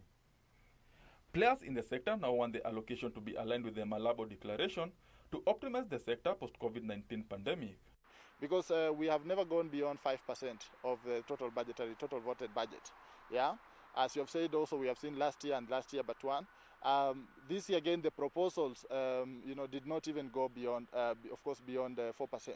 The horticulture sector has been worst hit by the pandemic due to key international markets going to a lockdown over extended periods and flight cancellations. Players in the sector say the subsector will greatly need more allocation in addition to the 1.5 billion shillings that it received in the government's post-COVID-19 stimulus package to cushion against further losses and massive layoffs. Taking about 70% of our export, the market has come to a standstill. We do not have a demand for flowers in Europe. The only countries that still continue to operate at a very small proportion is the UK and German market. The rest of the market is under lockdown, and that means that with that disruption, almost our business has come to a standstill. With a preliminary impact assessment report on damage caused by the desert locust invasion on the country's food crop due on 16th this month, initial reports point out to a more reduced agriculture output this year. In a bid to show up its effort to minimize the spread of the invasive pest, the government has borrowed 4.5 billion shillings from the World Bank in view of additional allocation to compensate those affected by the invasion. That the government is ready and willing to come and support you to rebuild back your livelihood. This as more resources are needed to combat new swarms of locusts reportedly sighted in Yemen and the neighboring Somalia. The subsidies program is also expected to see increased allocation as the government rolls out its e-voucher program across the country, even after the program was allocated 3 billion shillings in the post-COVID-19 stimulus package, as the government seeks to reduce its food import bill. We need to see more, more deliberate efforts to support production of food, important food crops, including also food crops that have been initially neglected. You have seen now the Ministry of Health has come up with a nutrition protocol for COVID-19, encouraging people to take different varieties of food to boost their nutrition, to boost their immunity. We want to see if that is also reflected in the funding in agriculture. So if, for example, you are encouraging people to eat traditional vegetables, how is the funding programmed to ensure that it can support that kind of production? On food purchase allocations, the numbers are expected to drop drastically after the government announced a policy change that will see it stop importing or purchasing maize from farmers, instead leaving the exercise to private millers. Misinformation that NCPB stores will be opened and government will start buying maize. No. Treasury is also expected to allocate funds to clear outstanding bills amounting to 12.3 billion shillings. Dates back to the last 2 financial years. Benson Rioba for pre-budget 2020-2021. Is open to Talo Oil selling shares in its Kenyan project if it will bring Kenya's oil exploration project to fruition. Petroleum and Mining Cabinet Secretary John Munyes says Talo Oil's activities are on course despite COVID-19 disruptions that have seen the company scale down operations, sending jitters among locals over possible job losses. British explorer Talo Oil agreed to transfer 21.57% of its exploration interest in 4 exploration blocks in Uganda for about 92.7 billion shillings. Talo Oil has since been scouting for a buyer of its stake in the Kenyan oil production project. The company has since June 2018 been producing 2,000 barrels of crude oil daily under the early oil pilot scheme as part of Kenya's plan to test the global market. Mradi ile tunaiendesha mbele inaitwa Project Oil Kenya. Project Oil Kenya bado ni project ya kuleta hii matunda ya mafuta. Project Oil Kenya sio Talo. Talo hata kama itakuwa na changamoto ni mambo ya shares. Kwa Project Oil Kenya kuna serikali, kuna National African Oil, kuna Total na pia Talo. So yeyote yule angependa kutoka kwa ile arrangement tumeweka, itakuwa ni kuuza sasa shares kwa wale wafadhili wengine. Kwa hivyo mradi wetu bado unaendelea. Petroleum and Mining Cabinet Secretary John Munyes assured residents of the continuity of the project despite the current COVID-19 that has seen Talo Oil scale down its operations. Munyes says the government is open to the firm's exit from Kenya if it would ensure Kenya realizes her dream of commercial crude oil production. Kazi yao ni ndogo. Nataka washukuru wamefanya kazi yao. Wakiamua siku ya leo watoe hiyo shares yote wauzie BP ama Shell, inakuanga namna hiyo. Hivi ndio vile inaenda. Kwa hivyo wamefanya kazi mzuri Kenya. Lakini imefika kiwango the bigger players now tumeambiwa wa China wanataka kununua. Bado hawajanunua, lakini itataka mradi kubwa ya wale wana hela nyingi waweze sasa kuendesha hii mradi. Kwa hivyo kwa kawaida inakuanga namna hiyo. Denmark-based Maersk Group in 2015 acquired half of the shares of Canadian firm Africa Oil, Talo's partner in Turkana, in 3 exploration blocks in Kenya at a cost of 35.7 billion shillings alongside 2 blocks in Ethiopia. Regina Manyara reporting on Business. India started to loosen lockdown of some public places like shopping malls, restaurants, hotels, and religious sites, although the number of confirmed COVID-19 cases have reached 256,611 with 7,135 deaths. The Indian government still requires customers to wear masks, take temperatures, and register before entering buildings and keep a safe social distancing, and demands that open public places be disinfected on a regular basis. Here are the details of this and other stories from across the borders. In India, cinemas and recreation areas for children inside shopping malls are not allowed to open. The domestic civil aviation service and railway service restarted on May 25th and June 1st, respectively. Over the past weeks, India restarted a third of the domestic flights, interstate railways and bus transport. However, it's still unsure for India to resume the international flights. In some worst-hit areas and communities, the lockdown will last until June 30th. Besides, it is estimated that the time for students to return to school may be confirmed in July. In recent days, the number of COVID-19 cases 10,000 cases every day, and some politicians show concerns about the loosening of lockdown. Meanwhile, after nearly 3 months of lockdown, New York City has entered the first phase of its plan to lift all major COVID-19 related restrictions. The plan allows for non-essential retailers to reopen with curbside or in-store pickup, while allowing operations in construction, manufacturing and wholesale trade to resume. More than 30,000 construction sites will be opened during the first phase. Up to 400,000 New Yorkers are expected to return construction. The officials of New York Metropolitan Transportation Authority say the city's subway service will be running at 95% pre-pandemic levels. Finally, Cathay Pacific has said it will get a $5 billion state-backed bailout as the airline struggles in the face of the coronavirus pandemic. Under the deal, the Hong Kong government will take a 6% stake in Cathay and have the 2 observers on its board. As part of the restructuring plan, the company said it will implement another round of executive pay cuts. It comes as airlines around the world has grounded most of its flights due to coronavirus-related travel curbs. It has been flying only cargo and a cutback passenger schedule to major destinations such as Beijing, Los Angeles, Singapore, Sydney, Tokyo and Vancouver.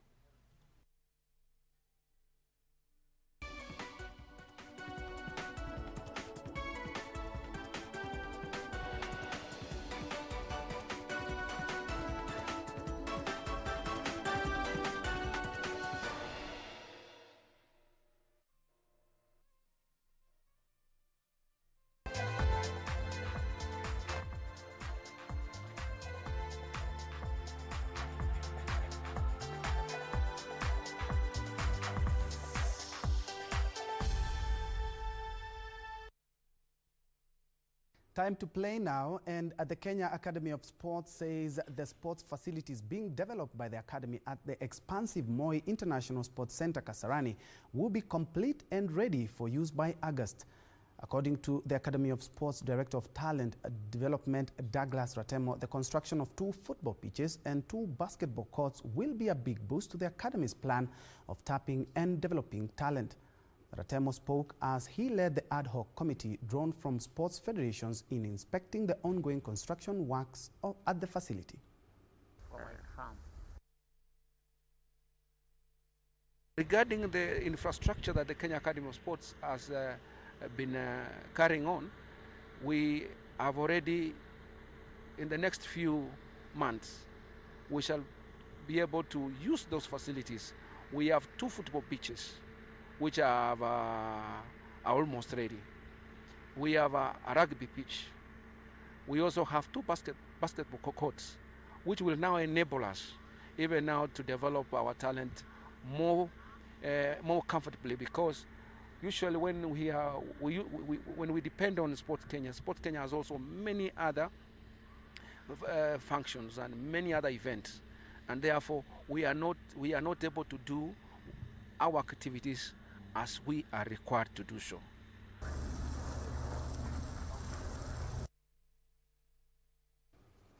Real Madrid defender Fernandez Nacho will miss the planned restart of Spanish La Liga action after he suffered a thigh injury on Monday. The club confirmed this in a statement, possibly ruling the defender out of their first match at home to Eibar this Sunday. Nacho is the first Madrid player to suffer an injury since the club returned to training last week ahead of the planned return to action. The Madrid-based side are second on La Liga, standing on 56 points, 2 of league leaders Barcelona on 58 points. They play 2 matches in 4 days, with the next tie being after the weekend assignment and another being a home tie against Valencia. They will play all their home matches at the Alfredo Di Stefano Stadium as their Santiago Bernabeu undergoes renovations.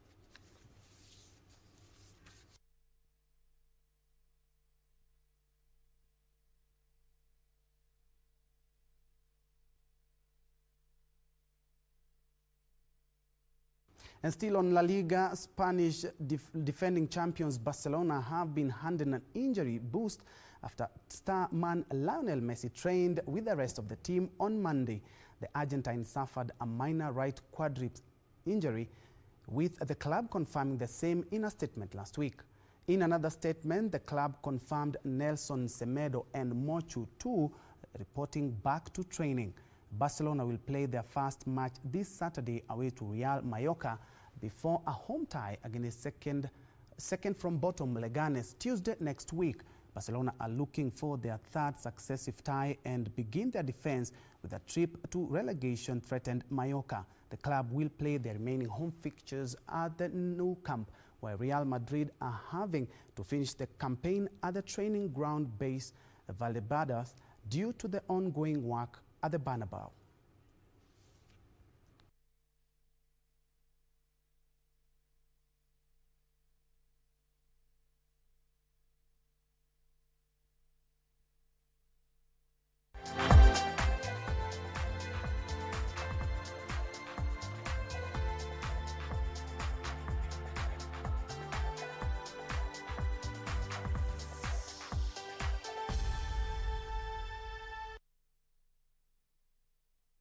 And on that note, we wrap up Channel 1 Lunchtime News. Thank you indeed so much for watching. Washira Mpenda Yesu from Nyahururu, Brian Bexton also from Nairobi.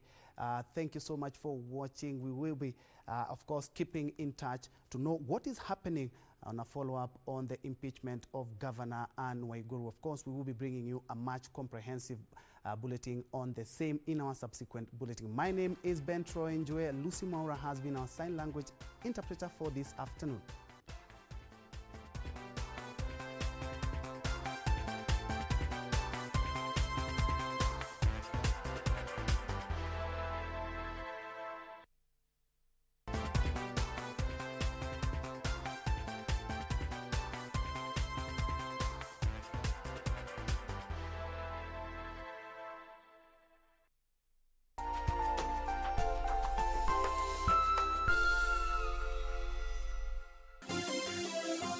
Vera Beauty College. Vera Beauty and Fashion College.